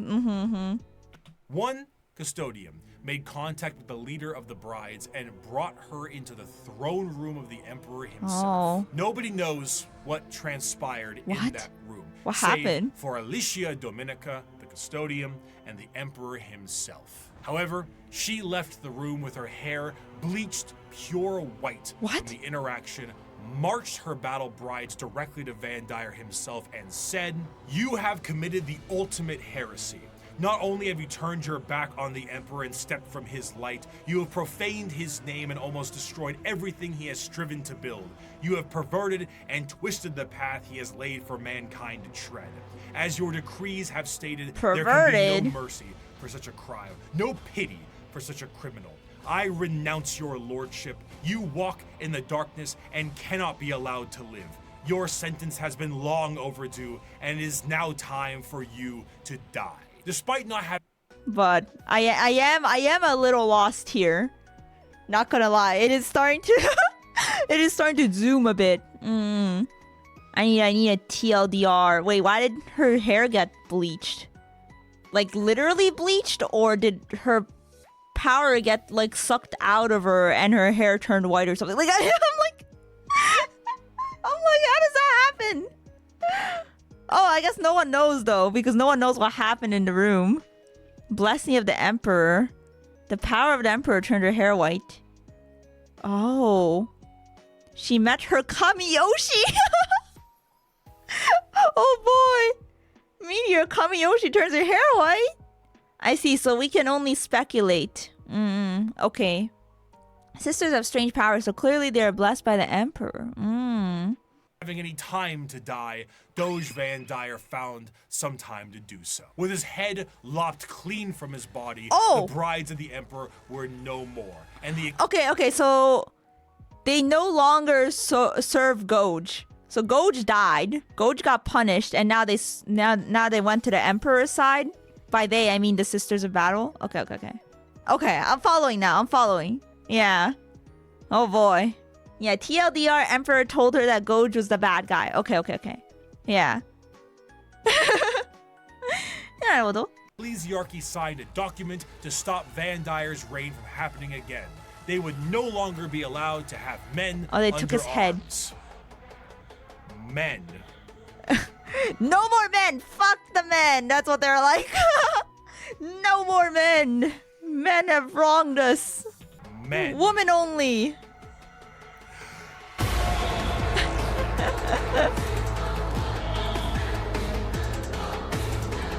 The Adeptus Sororitas, or commonly known as the Sisters of Battle, the nuns with guns, the fighting force of the church. Despite being the main militant faction, the Sisters of Battle, their organization actually is far more diverse than this and have many more nun-based roles for their members. Yeah, here we go! The nuns with guns! Riri's faction, let's go! They graduated and reincarnated as the Sisters of Battle. Oh, okay, yeah, because they weren't the Sisters of Battle before. They were called the Brides of the Emperor or whatever, I don't know. Yeah. His last words were basically, I don't have time to die, I'm far too busy. That's a crazy quote, yeah. I'm too busy to die. It's like going like, I'm too busy to sleep, but taking it a step further. I'm too busy to die. They are organized by various orders with various specialties in mind, such as the non-militant the booba orders, like armor, the Hospitaller, Dialogus, and Familius, including things like helping with surgical equipment and various other medical stuff, Duolingo, and a poli-sci degree. Duolingo! These orders are further separated into smaller orders in an almost Space Marine chapter sense, but tend to have more flexibility due to the nature of their work. And in addition to that, there is flexibility between the orders. It is not uncommon for a member of one of the more battle-hardened orders to switch to a more passive one once they've sustained battlefield injuries or are a bit closer to retirement.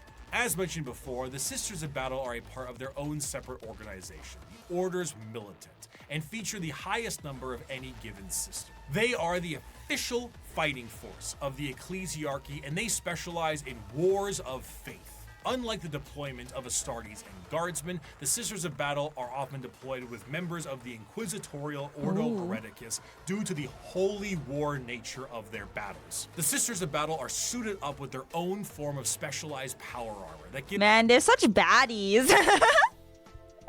Yeah, their aesthetic is really cool. Yeah, I love the hair bangs. Yeah, I like their hair.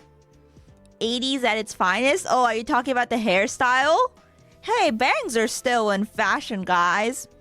I have bangs. Old hammer art from the late 80s is choice. Yeah, I really like this art. Heavy metal magazine vibes. Yeah. Oh, the whole art. Yeah. True.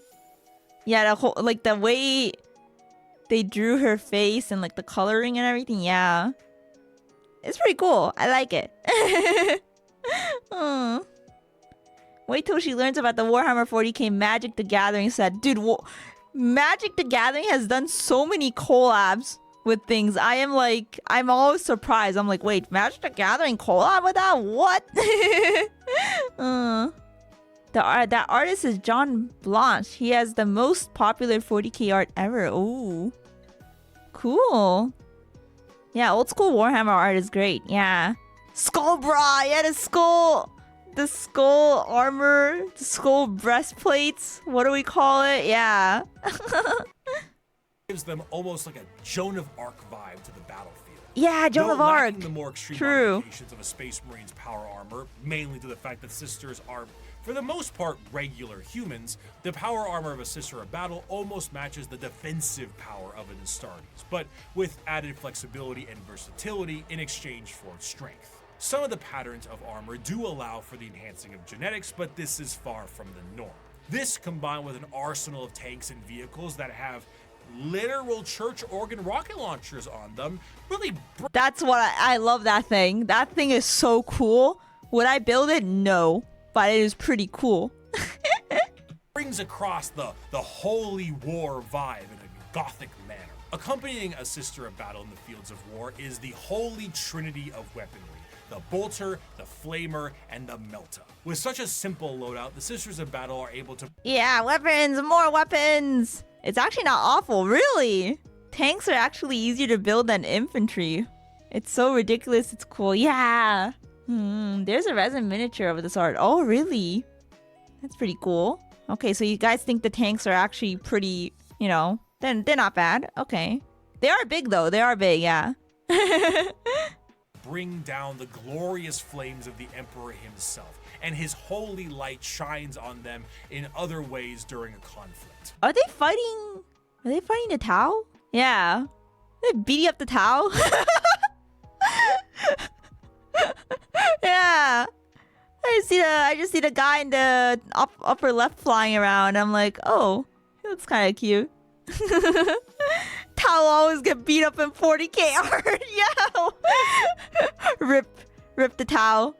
Hell, even their jump packs evoke angelic imagery as opposed to the more clunky jetpacks ones in space. I wish I was them. That is crazy. I wish I was the Tau self-insert. I wish I was the Tau and getting beaten up by muscle non-mommies.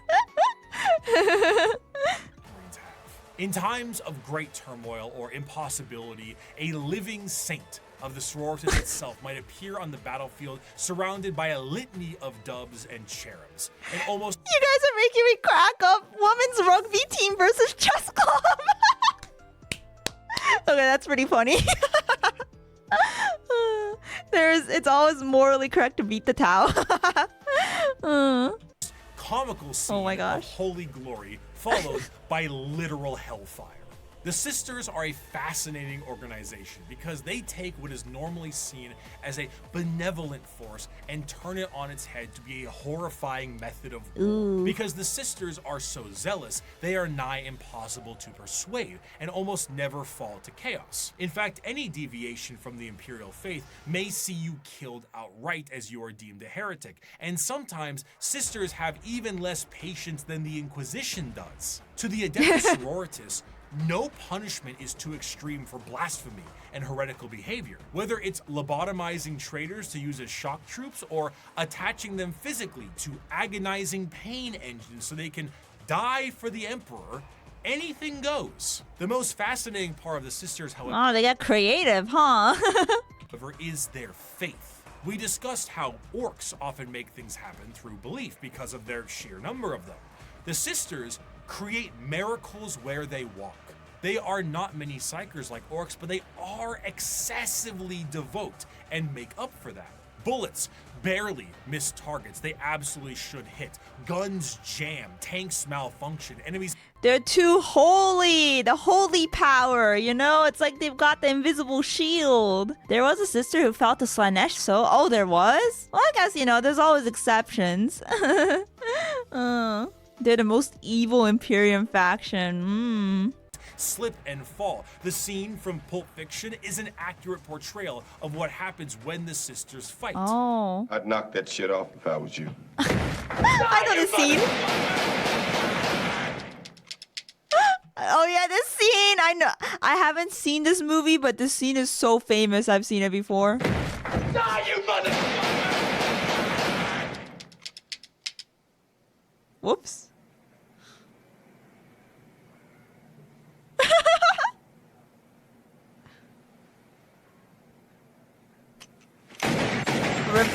One of the most prominent figures is the Triumph of St. Rip the orc. I like how he made him green. Catherine, a literal open casket with the Saint of a Sister's Ooh. Order, held aloft by lobotomized servant cherubs and protected by bodyguards of the faithful. The devotion to the Emperor swells so strong that acts of faith are made manifest, and sometimes angels themselves. When the sisters go to war, they have thundering organs and litanies screeching out into the battlefield, hymns and songs. They rabble off prayers on their lips and burn holy fire across the area. They spray holy water down from horns atop their vehicles. It is a genuine holy war, a procession of death. Saint The Holy Purge. Celestine is an undying deity, arriving precisely where she is needed and returning to the fold after each death. When she dies, she sees a crying young girl atop a mountain of bones. Her bones, after every one of her deaths. She climbs this mountain every time to help comfort this crying child and is rebirthed upon the battlefield. And one day, her deaths will create a mountain so large that even she will not be able to traverse it. Is she a demon of the god? What? So she just keeps reviving? What's the whole thing with the mountain though? Is that like real or it's just like, I don't know, metaphysical? I don't know what the word is. Oh. Celestine, greater demon of the Emperor. Mental nonsense. Okay, it's symbolic. Gotcha. Okay. Yeah. She is a warped being. This is so metal as hell. I know, it's like Warhammer's like, okay, how much more crazier can we make it, you know? Yeah. That's how Warhammer lore goes. Oh, it's her death count. Oh. It's very grimdark, yes. It might be some metaphor. Yeah, maybe. Emperor? Perhaps, but she'll be shot for saying so. She is genuinely and literally faith made manifest. Some sisters may make a mistake, however, and find themselves questioning their faith, disobeying a command, and even leaving their order. These sisters are sent for reconditioning and are known as the Sisters Repentia. They generally face the front of the line head on and seek retribution and forgiveness from the Emperor himself. Though their actions were heretical, repentia on the fields of battle is an indication. Those look like chainsaws. Yeah, a woman with chainsaws. Alright, are you guys into this? Yeah, I'm also mommies with chainsaws. Hey, yo. Oh, chain swords. Okay. Yeah, no wonder it's just one side. Oh. Next question, please. Okay. Of an individual wanting to become forgiven. They run aloft with torture devices attached to their bodies and okay, I don't know if I like the whole torture devices aesthetic. I don't know about the mouth thing, you know. Yeah. That gives me the, what do you call it? What's the word? The heebie-jeebies. chainsword the size of their body, completely armorless, to determine if this is how they die or if the Emperor will forgive them. even the most famous champion of the sisters, that Saint Celestine, was a repentia. Even she questioned her faith. And if she can do it, so can you. Just don't run away again. They don't really do third chances. The Sisters of Battle are martyrdom-enthused zealots that create miracles in their tread. Their devotion is boundless and also a direct source of their power. A whole army of power-armored soldiers shooting, burning, and melting all in their path is bad enough, but it enters a whole different level when God is on your side. By bolter shell, flamer burst, and melta blast, the mutant, the heretic, and the traitor alike are cleansed of their sin of existence. So has it been for 5 millennia, so shall it be until the end of time. The Imperium devolving into wars of faith is to push its agenda further. Where the xenophobic nature of humanity was once strong, it has now been magnified, and there are plenty of aliens in this galaxy. Oh, wait, that art was really nice. I like the whole, like, style. I had other words to describe the mouthpieces. Okay, like what? Their chances being put in a penitent engine. Wait, what do those do again? Is it like a torture device? Maybe. That's my guess. I can't fix her, but I can let her ruin me. Do you really want that? They seem kind of scary. I can fix her. Yeah, I don't know if you guys can fix her. She'll probably try to fix you though. In her own way, you know? In her own way. Magnified, and there are plenty of aliens in this galaxy. 6,000 years prior to the current events of 40K, a planet was found by an AdMech exploration vessel. The life forms on the planet were seen using tools, but they were still very primitive, so the planet was marked for destruction to pave the way for the Imperial War Machine. However, this was thrown off because of an extreme warp storm and that whole Doge Van Dyer thing. Flash forward to modern day, and an unknown but highly advanced... There's the Doge! This vessel was shot down near an Imperial mining world, and the bodies on this vessel match those life forms found on that primitive world. The native creatures on that planet were able to evolve rapidly due to them being unobstructed, and their highly advanced gear posed a new threat to the Imperium. Advancing over these years with a remarkable speed, these are the new upstarts in the galaxy, looking to make a name for themselves, all in the name of the greater good. These are the... Here we are, here we go! The Tau Empire, you guys called it, yeah. The power got an enemy on my side. The guys that were getting beaten up earlier, in the art earlier, by the Sisters of Battle. It's the Tau. Oh no, Weaves. Oh no. Oh no. It's me. The alien is not intrinsically evil. Do not hate him. Pity him his ignorance. Seek to understand his differences and acquaint him with his inadequacies. Only then will he accept his place in the greater good. So these guys are trying to convert their enemies or something? Yeah, I don't know. I guess I'll find out. I don't know too much about them. I like Tau. I don't know why they're still hated. Yeah, why are they hated again? I don't know. I guess maybe he'll explain here. Yeah, let's see. The early history of the Tau is chaotic at best. Due to their extreme speed run to space travel, their journey to the stars were overburdened with inner conflict. It wasn't until the appearance of the Ethereals that things began to settle. These Tau to the warring tribes marked their unification under one common belief. Wait, that guy in the forefront? Is that also Tau? Like, I didn't know they had faces. I thought... Because they're all in mechs. I don't know. I just never saw a face before. Yeah. They're blue and not human. That's enough for me. Okay, yeah. I don't know if I like...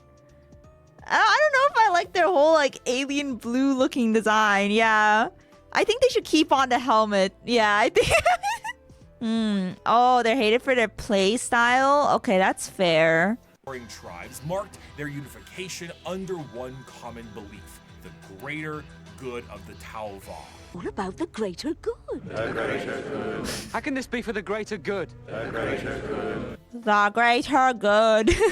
Moody needs bigger glasses. Yeah, me and my bad eyesight, you know.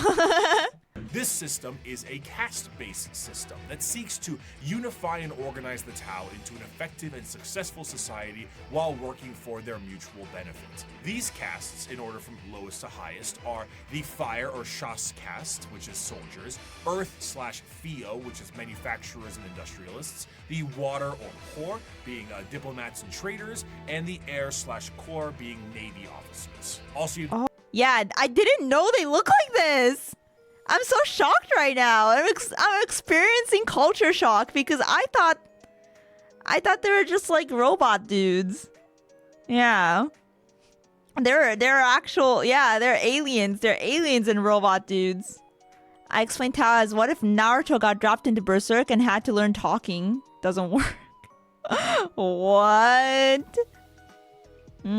Is this the Ghost in the Shell OST? I don't know, actually. The Ethereal/Un, which is the lords and leaders of the Tau. Now, unlike the paths of the Eldar, the Tau don't get any say into which caste they're in.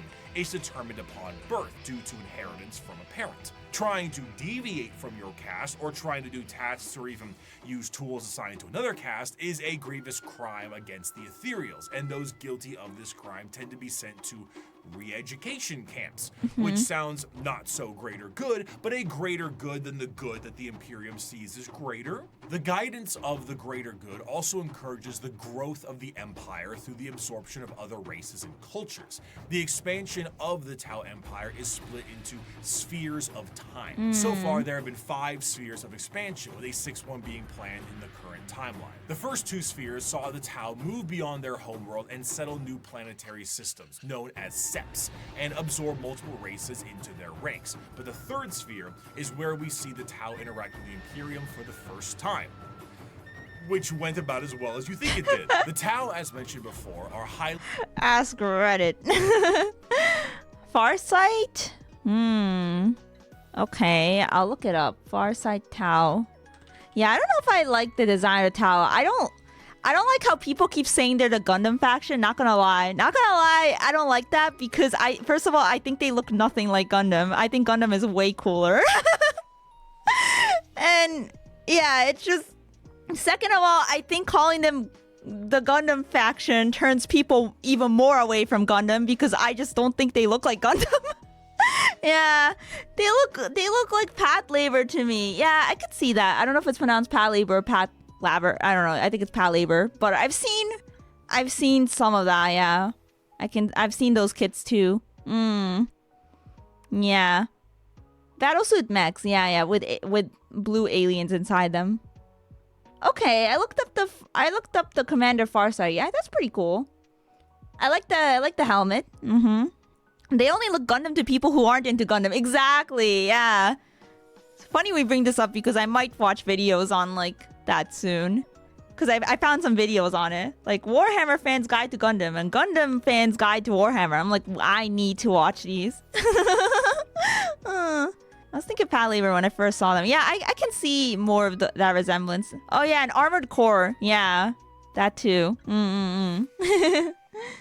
Advanced compared to some of the other species in the galaxy, and their military tactics are highly precise. Instead of the Imperial methodology of throwing everything at a problem, the Tau carefully assess any battle and take as many precautions as possible. Commonly, you will see a Tau warrior in a heavily modified battle suit with advanced targeting systems. The Tau do not often consider close combat to be something very effective, so they don't really put much stock into it. Their Gundam-like battle suits have a multitude of functionality, they're not a ranging Gundam. From overwhelming... Bree, they're not a Gundam! Bree! firepower to stealth-based combat, and since they're an upstart species with a bit of technical flair, they have plenty of AI drones that help them in the field of battle. In addition to this, the Tau are also joined in the field of battle by some of the species that have been absorbed into the fold of the greater good. These auxiliaries often employ tactics. Oh my god, those guys look freaky. Tau is very much by an airbrush army. Go type in the comments of the video and go, well, actually, Actually, yeah, I'm gonna be like the toxic Gundam fan that like turns people away from Gundam even more. Oh, they're Vespids. Oh my god. I don't like the bug looking guys. I don't like bugs. Of the tower unable to do on their end, such as the brute force and almost primitive nature of the Kroot, combined with the Geonosian aerial shock attack style of the Vespids. But the Tau assimilate more and more species with time, including even some humans who wish to break off from the Imperium for pick a reason. The aesthetic of the Tau also leans a bit more into the East Asian sci-fi aesthetics. The large mech suits definitely evoke that Gundam yes. look, but the general garb of their higher-ups kind of East Asian. This is why they get called weebs. create that motif, and they often have accents in the games that they are in. But while Tau are looked at as Gundam mech faction by some, others enjoy them for the full coalition of aliens. One of my favorite Tau design isn't Gundam, it's just peak 90s mecha anime. I'm building a Tau list that's themed around mecha with supporting infantry. Oh, you know, I guess that makes sense. Sometimes I forget how long Warhammer has been around for. I mean, so is Gundam, but like Warhammer has been around for a very long time. And I forget that a lot of these things are kind of like, you know, loosely based on old stuff, yeah. Or older stuff, we can say, yeah. Tau were the new faction for like 15 years. Wait, when was Tau introduced? When was Tau introduced? What year? Was it the 90s?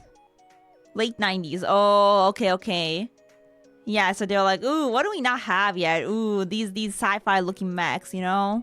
98, wow, okay. Mid to late 90s. Yeah. in Warhammer is this official artwork by Games Workshop.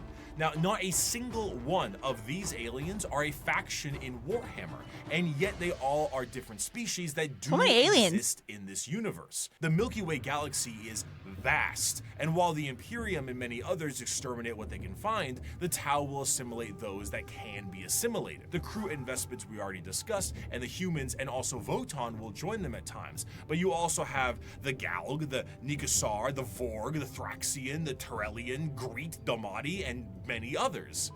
They were meant to be the good guys, but a lot of people rejected that. I mean, to be fair, why would you try to really introduce good guys in Warhammer, you know? In the Warhammer 40k universe, I feel like there isn't really much good here. It's more like the whole point is that everything is kind of like dark and bad. Yeah. So I can see why there was backlash for that. Oh, all these species and there are no models for them. Yeah. Some of these are just one-off lines, and some are major players in the civilization. The Nikasar are, for lack of a better word, gigantic psychic polar bears with bird-like faces. The Tau have psychic bears, and the fact I haven't seen this is a crime. The Tau as a... Oh, owlbear actually is a thing? Oh, it's from D&D. Oh. Wow, they're onto something. This is my first time seeing an owlbear, and I'm like, wow, it's kind of cute. I want like a plushie of it.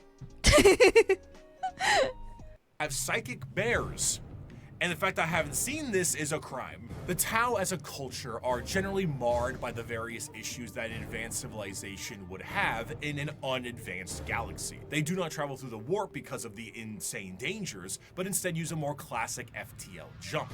However, because they aren't going through hell, it makes them a lot slower than many other races. The Imperium... There are D&D plushies for them? What? Looking this up. Owl bear plushie. Oh my god, there are. They're like kind of like chibi-fied though. They just look like owl. I don't know what it is about owl bears that looks like they're just meant to be. Interesting. Yeah, it's just like owls with feet. Might surf through hell and lose a few ships, but they will get there first. Often they will take enormous cannons and weaponry and defeat their foes before they can even close the gap. One of their light walkers carried a weapon of lethal effect. It fired a form of ultra-high velocity projectile. I saw one of our tanks after being hit by it. There was a small hole punched in either flank, One, the projectile's entry point, the other its exit. The tiny munition had passed through the vehicle with such speed that everything within the hull not welded down had been sucked out through the exit hole, including the crew. We never identified their bodies, but all that remained of them was a red stain upon the ground, extending some 20 meters from the wreck. The fascination of the Tau is that Oh, yikes. in any other modern day world, their society would be horrid. Rigid caste systems, corruption, and politicking ethereals, and basically it's the greater good or nothing at all. But in the world of Warhammer, the simple fact that humans are accepted into their sphere should they please already puts them far and above the other races that would murder or eat them. But I see. So that's why it kind of makes them like quote unquote good. Yeah, because they're not like instantly like, ew, humans. Despite this, the existential dread that is the Tau Empire is ever so apparent. Despite being hyper-advanced and welcoming a coalition of aliens, they are the upstarts, and they are painfully outnumbered on all sides. Almost any other faction in the universe, given the right amount of force, can wipe out the Tau Empire from existence. They themselves might not be perfect, but their slight glimmer of hope is exactly that, a glimmer in a dark and crushing galaxy. Of course, nobody dares take the attempt to destroy the Tau Empire, because doing so is an enormous amount of resources, and for the same reason why you don't full send your whole army to one person in a commander game of Magic. Yeah. Also, hope is very powerful. Hope can be a very powerful force. Open yourself up to player 2 and 3. But not to say it won't be a struggle. The Tau Empire, when prepared, are a vicious fighting force who might delete your formation before you even see them. But they lack numbers, and in the dark corners of the galaxy, something is coming that is entirely numbers. Oh no, no! No, not the bugs, not the Tyranids, no! I like how in-depth he went into for the Tau, because like up until now I didn't really know much about them. Yes, I feel like I understand them a bit better now. Yeah. The bugs, no. Not the space bug swarm. Cancer eating at the Imperium. With each decade it advances deeper, leaving drained, dead worlds in its wake. This horror, this abomination has thought and purpose that functions on an unimaginable galactic scale, and all we can try to do is stop the swarms of bioengineer monsters it unleashes upon us by instinct. We have given the horror a name to salve our fears.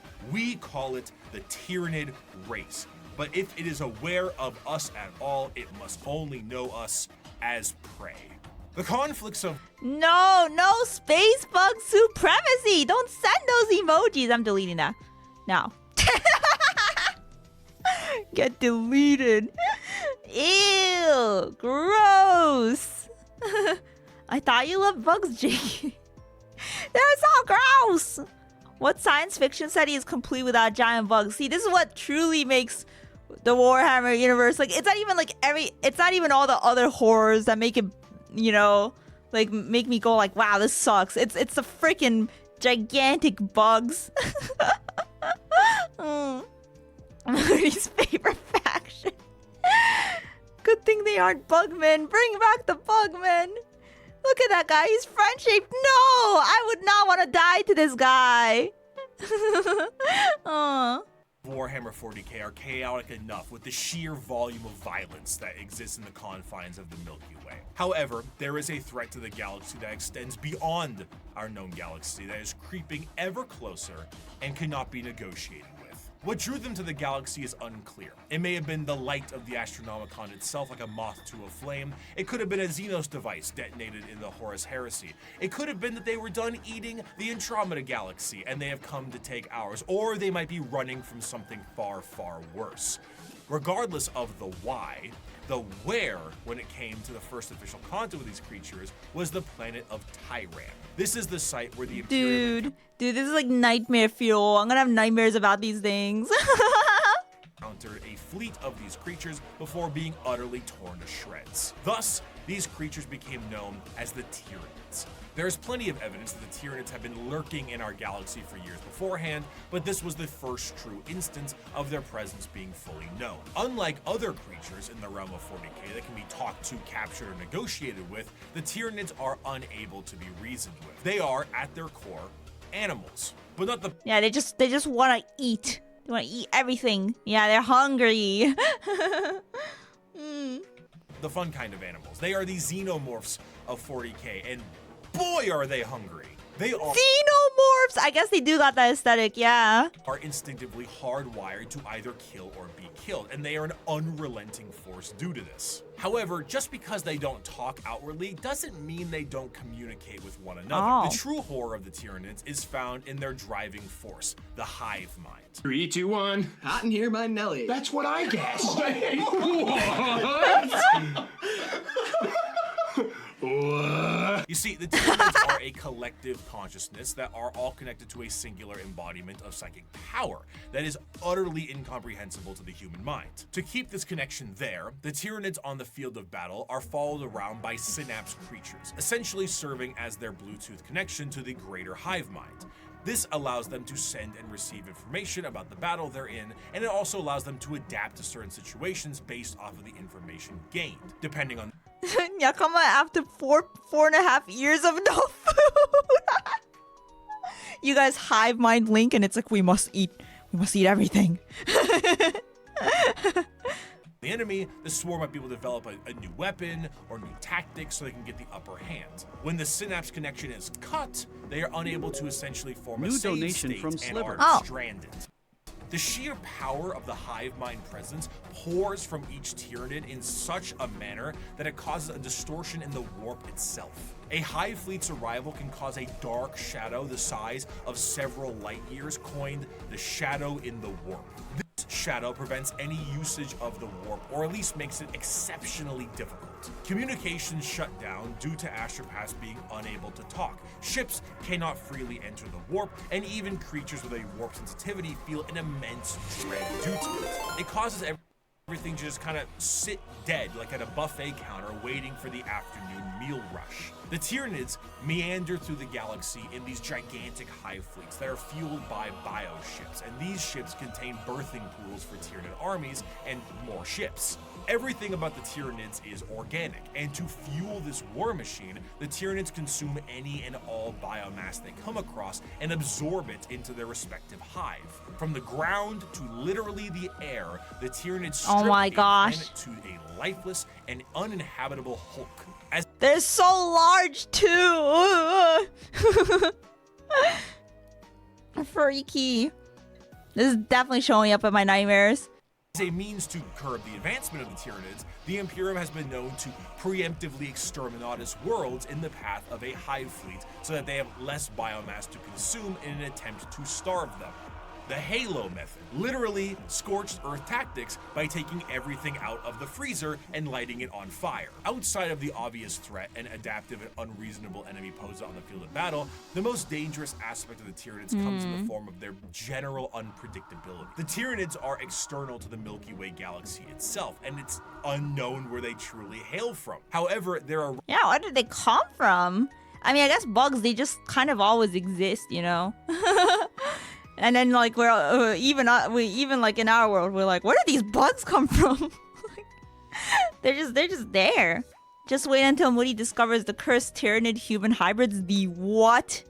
I don't even want to know. Yeah, they came from outside the galaxy, unknown where. How mysterious. That's coming up next. Oh boy. Oh boy. Arrival in the Milky Way is seemingly random and in 3D space, implying quite heavily that Tyranids have the galaxy surrounded in some kind of way. Due to this, you will sometimes see instances of species engaged in a separate conflict, both agree to a temporary truce in order to take out a Tyranid threat. Because regardless of the stakes at hand, the existence of the Tyranids marks the heat death of the galaxy itself, and all the factions can ultimately agree that the Tyranids themselves act as the biggest threat to all of them. The Tyranid race is truly an unknowable horde and pulls from that horror of the unknown. They, as a faction, are not ones with a large amount of general lore because their entire race is told from the point of view of those being eaten by them. Yeah, that's interesting because the Tyranids don't really like, we don't really see their POV because they're just kind of like hungry bugs. Good night, chat. Don't let the Tyranids bite. Oh my gosh, I love that. Don't let the Tyranids bite. Good night. Tyranids are called that due to the planet Tyran they destroyed, as we mentioned earlier, and their names are often phrases given to them by their victims. The Swarm Lord, Old One-Eye, the Death Leaper, Von Ryan's Leapers, and so on. Despite the inability to even perceive the vast psychic hive mind of the Tyranids, they are fiercely intelligent. Special point. Oh no, they're intelligent too. Oh no. I brought like 300 Tyranid models to an Apocalypse game before good times. You have like 300 Tyranid models? Oh my god. I'm too scared to have Tyranid models. I think they'd scare me, since I'm already like getting eked out by them. Nid's turning Warhammer into Peace Hammer. Poisons and items designed to counter them are adapted in a matter of hours. If you bring light infantry, they create heavy monsters. If you brought weapon emplacements, they spawn little creatures to scour your vents and sewers. Many of you enjoyed the Servitor excerpt from part 1, and so bear with me as I provide you another very long account of a planetary governor whose planet is in the final death throes of the Tyranid menace. This starts about halfway through. It has been many weeks since a handful of us escaped the sinking of the Sea Fort Divine Anchor via airlift. We have escaped in this manner because the Tyranids had overwhelmed so much of our world, they no longer appeared to need to continue spawning beasts for aerial supremacy. This music is so peaceful. I shall never forget what I saw from my craft's portholes. Alien biostructures dominated Huto's surface. Gigantic, lumpen barnacles pumped out clouds of matter to further poison the planet alongside pulsating, brain-like nodes that resembled lethal fungi. Immense capillary towers stretched high into the poisoned sky. The glistening chitin coating their flanks crawled over by chains of lesser beasts fulfilling some sick alien purpose I cannot know. Digestion pools spread for miles, replacing our once great lakes with reservoirs of bubbling biomatter. Tides of... Oh, that's gross. Sunny as Nid, she could send you some. I don't want them. I know what to send you next. No, I don't want them. Emuri dayon. Did you know that the clips here are all taken from my streams? So if you'd like to catch me real time or see everything, be sure to subscribe to my main channel. Please and thank you. Now sit back and enjoy the rest of the video. I'll send it back. Creatures bloated with consumed flesh vomited their guts into the pools or threw themselves entirely into the billowous liquid. Amidst the seas of feeder beasts consuming all in their path, we would every so often see an explosion or a burst of fire. Were these heroic final stands by other survivors, or merely abandoned ordnance detonating at random? I will never know. I cannot rejoice in the deaths they inflicted. The biomatter of the dead Xenos was surely recycled by the Xenos regardless in no time at all. Our aircraft ran out of fuel a week ago. Now I stand in the snow, not far from the peak of Mons St. Hela. I am the only one left that I know. One by one, those with me perished. The slightest cut on a mountain rock resulted in an immediate infection that left the pilot screaming in agony. This I don't know about you guys, but this doesn't sound very good. Her co-pilot fired the shot that ended her torture, and my senior aide threw himself from a ledge. The reality that there was no escape hitting him. I have no idea what happened to my chief medicae. Others were slain by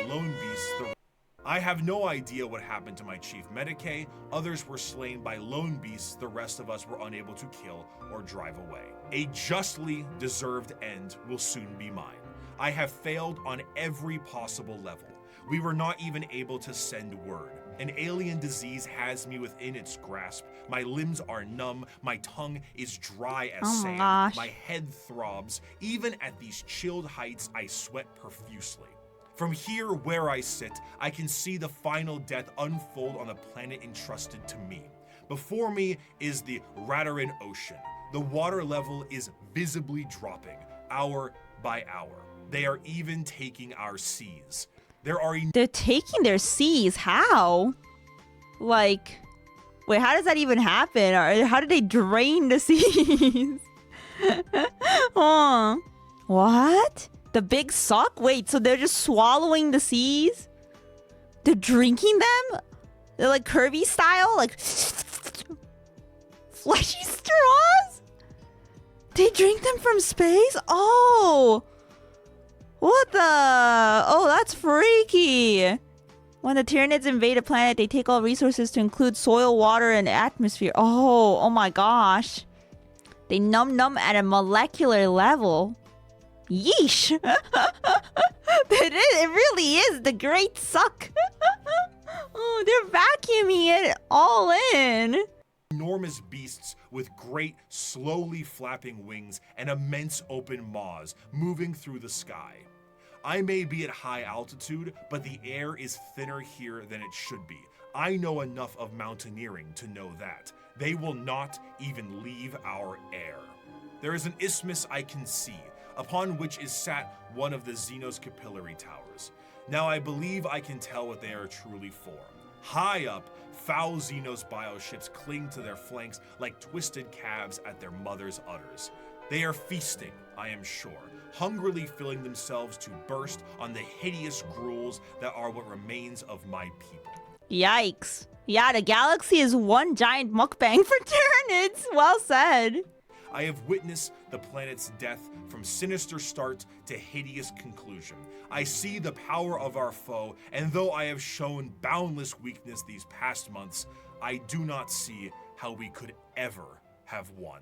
If this is any sort of good news, it seems that one thing that might be an inadvertent repellent effect on the Tyranids is chaos. Chaos and chaotic energies offer no nourishment to the Tyranids. They cannot eat that. And the presence of rifts and warp storms work as a means to starve out the Tyranid fleet. The Tyranids, of course, are attempting to adapt to this, but it seems that even at the most primal core of the galaxy itself, Chaos agrees that these dinner guests are not welcome in any way, shape, or bioform. In the end, though, the Tyranids represent the final fears of the galaxy itself. Despite the goals to conquer the galaxy as a whole, the remainder of the universe may very well be dead and derelict space. Instead of... Oh, they can't eat Necrons, though? Okay, I think that kind of makes sense, yeah. Endless worlds and solar systems, it may just be bones and ash. The tendrils of the hive mind have wrapped themselves around the galaxy, and the only thing that's guaranteed is that where is he dinner going with this? served. However, the Tyranids are not simply the unending hordes of bugs. No more bugs, no more bugs, no! Beyond the more general buffet tactics of the force of the Tyranids, No. the hive mind has a more secretive and dangerous means of planetary conquest in the form of something a bit more terrestrial. General upheaval and revolution. However, though the idea of a societal revolt for the good of the populace is an admirable thing, these leaders have the nefarious intent of the hive mind itself. These are the downtrodden and the oppressed, the revolutionaries to a better cause, the heralds of the Star Children. These are the... Oh, the Genestealer Cults. Oh boy. In the sunless body of our hive, the flock of the faithful grows. We are guided by our great Father's sacred vision, protected by his loving hands. Within these holy shadows we dwell, while the impure bathe in spire-topped starlight. You know, it's a good thing I don't like jeans, no. I have no jeans for them to steal. I don't wear jeans. Yeah, so am I safe? Am I safe? And what lies between those stars? What sails beyond those distant suns? Shrouded in night, born within that eternal black, our redeemers, our gods, truer than the silent, long-dead emperor, the children of the void. We hear them in our dreams, we feel them in our blood. They call and we will answer. We will rise and claim the engines of labor that have bound us in servitude. this world will burn. It will be cleansed, purified, made ready, and the heavens will deliver our reward. The ground... Oh my god. that guy looks really freaky. That's fine. They just want to impregnate you. What? Oh my god, they really are like all my worst feels, my worst fears encompassed into one being. Oh my god, no! Zero of a Genestealer cult comes in the form of the Genestealer itself. Deep in the depths of a planet, a Genestealer acts as almost an advanced recon unit for the Tyranids, and were the first Tyranid units encountered by the Imperium itself. Where's the human in this design? Is it the hands? Yeah, maybe it's the hands. Maybe sort of the forehead as well. He's got a 5 head, you know? Long before the first Hive Fleet made its presence known. Unlike the Tyranids that can only reproduce through the birthing pools in the fleet, a Genestealer reproduces via the Big Smooch. The Genestealer kiss is essentially what the facehugger in Alien does. It attaches to a victim and releases an embryo. However, what the fuck is that? Dude. Just tonguing his belly button. Ew. Nah.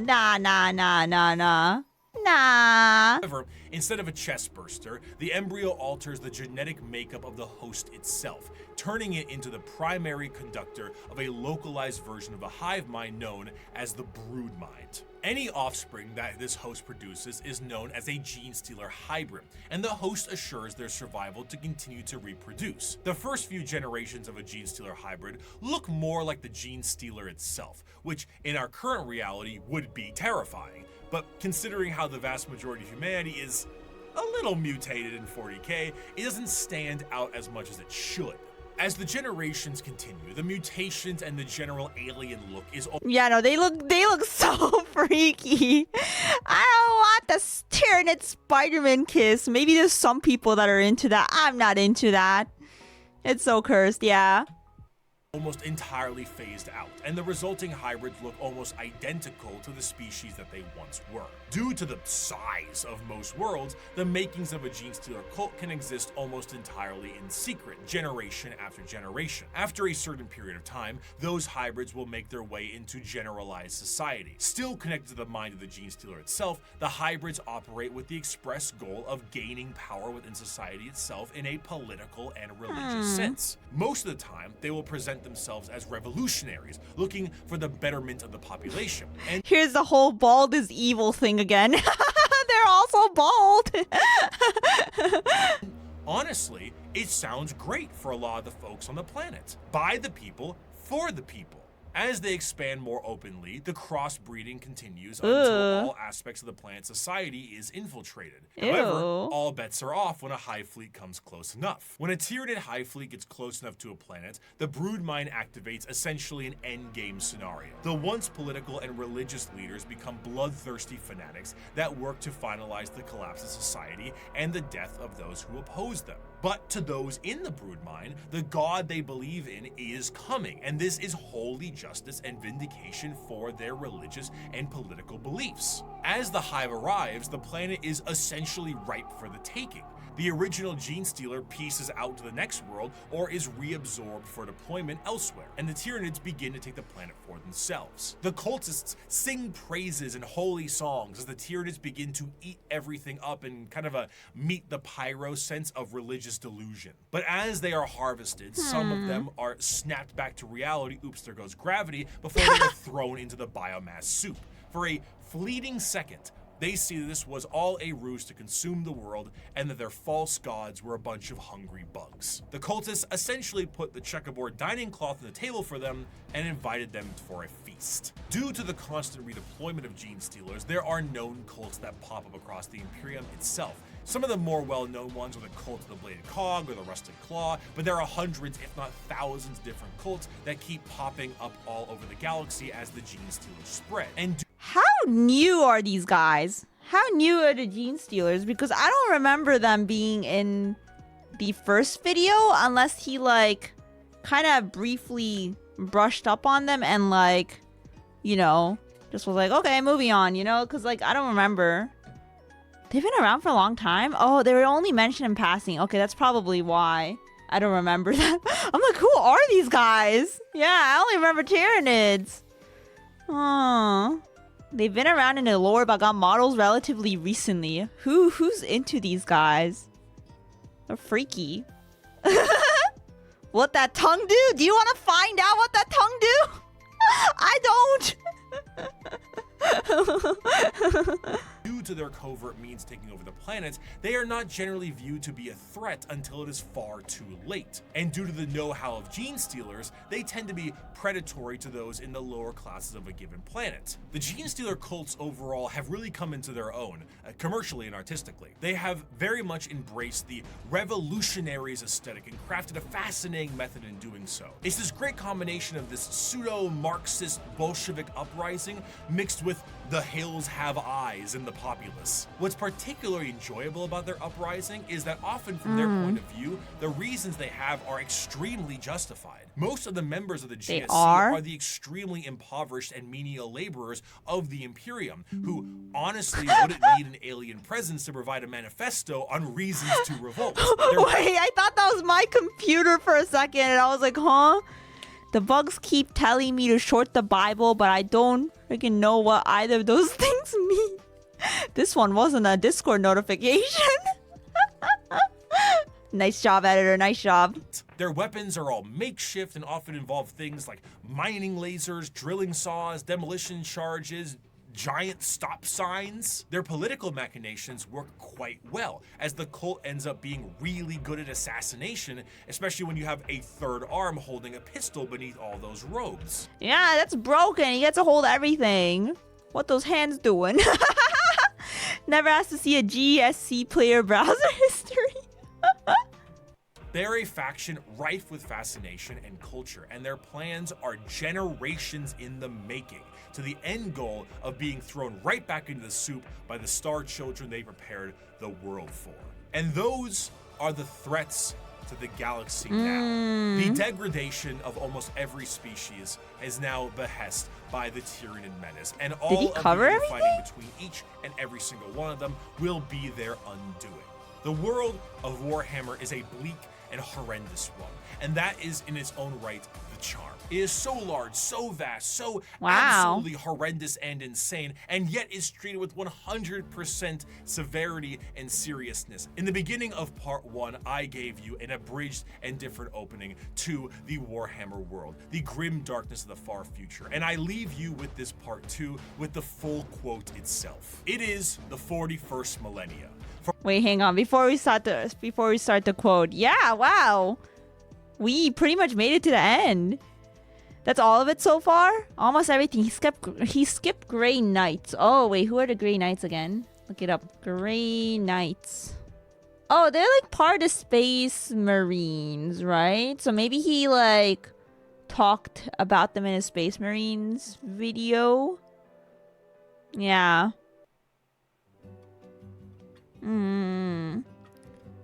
Yeah, they're just a faction of the Marines who he covered. I see. Okay. Yeah, wow. I'm impressed he was able to fit everything into 2 parts. For some reason, I thought it was going to be longer just because, like, I don't know, I was like, with all the new content, you know? But he still managed to do 2 parts. Yeah, cool. Part 2 with the full quote itself. It is the 41st Here we go. millennia. For more than 100 centuries, the Emperor has sat immobile on the golden throne of Earth. He is the master of mankind by the will of the gods, and master of 1,000,000 worlds by the might of his inexhaustible armies. He is a rotting carcass, writhing invisibly with power from the dark age of technology. He is the carrion lord of the Imperium, for whom 1,000 souls are sacrificed every day so that he may never truly die. Yet even in his deathless state, the Emperor continues his eternal vigilance.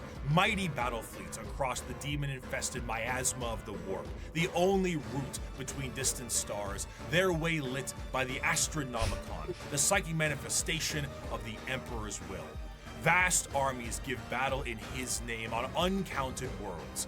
Greatest amongst his soldiers are the Adeptus Astartes, the Space Marines, bioengineered super warriors. Their comrades in arms are legion. the Imperial Guard, and countless planetary defense forces, the ever-vigilant Inquisition, and the tech priests of the Adeptus Mechanicus, to name only a few.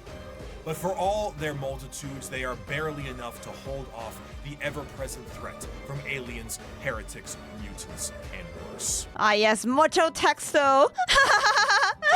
Yeah, quintessential intro code for Warhammer. He's saying the thing, guys. He's saying the thing. To be a man in such times is to be one amongst untold billions. It is to live in the cruelest and most bloody regime imaginable. These are the tales of those times. Forget the power of technology and science, for so much has been forgotten, never to be relearned. Forget the promise of progress and understanding, for in the grim darkness of the far future, there is only war. There is no peace amongst the stars, only an eternity of carnage and slaughter and the laughter of thirsting gods. Thank you so much for watching. I hope you have a wonderful rest of your day.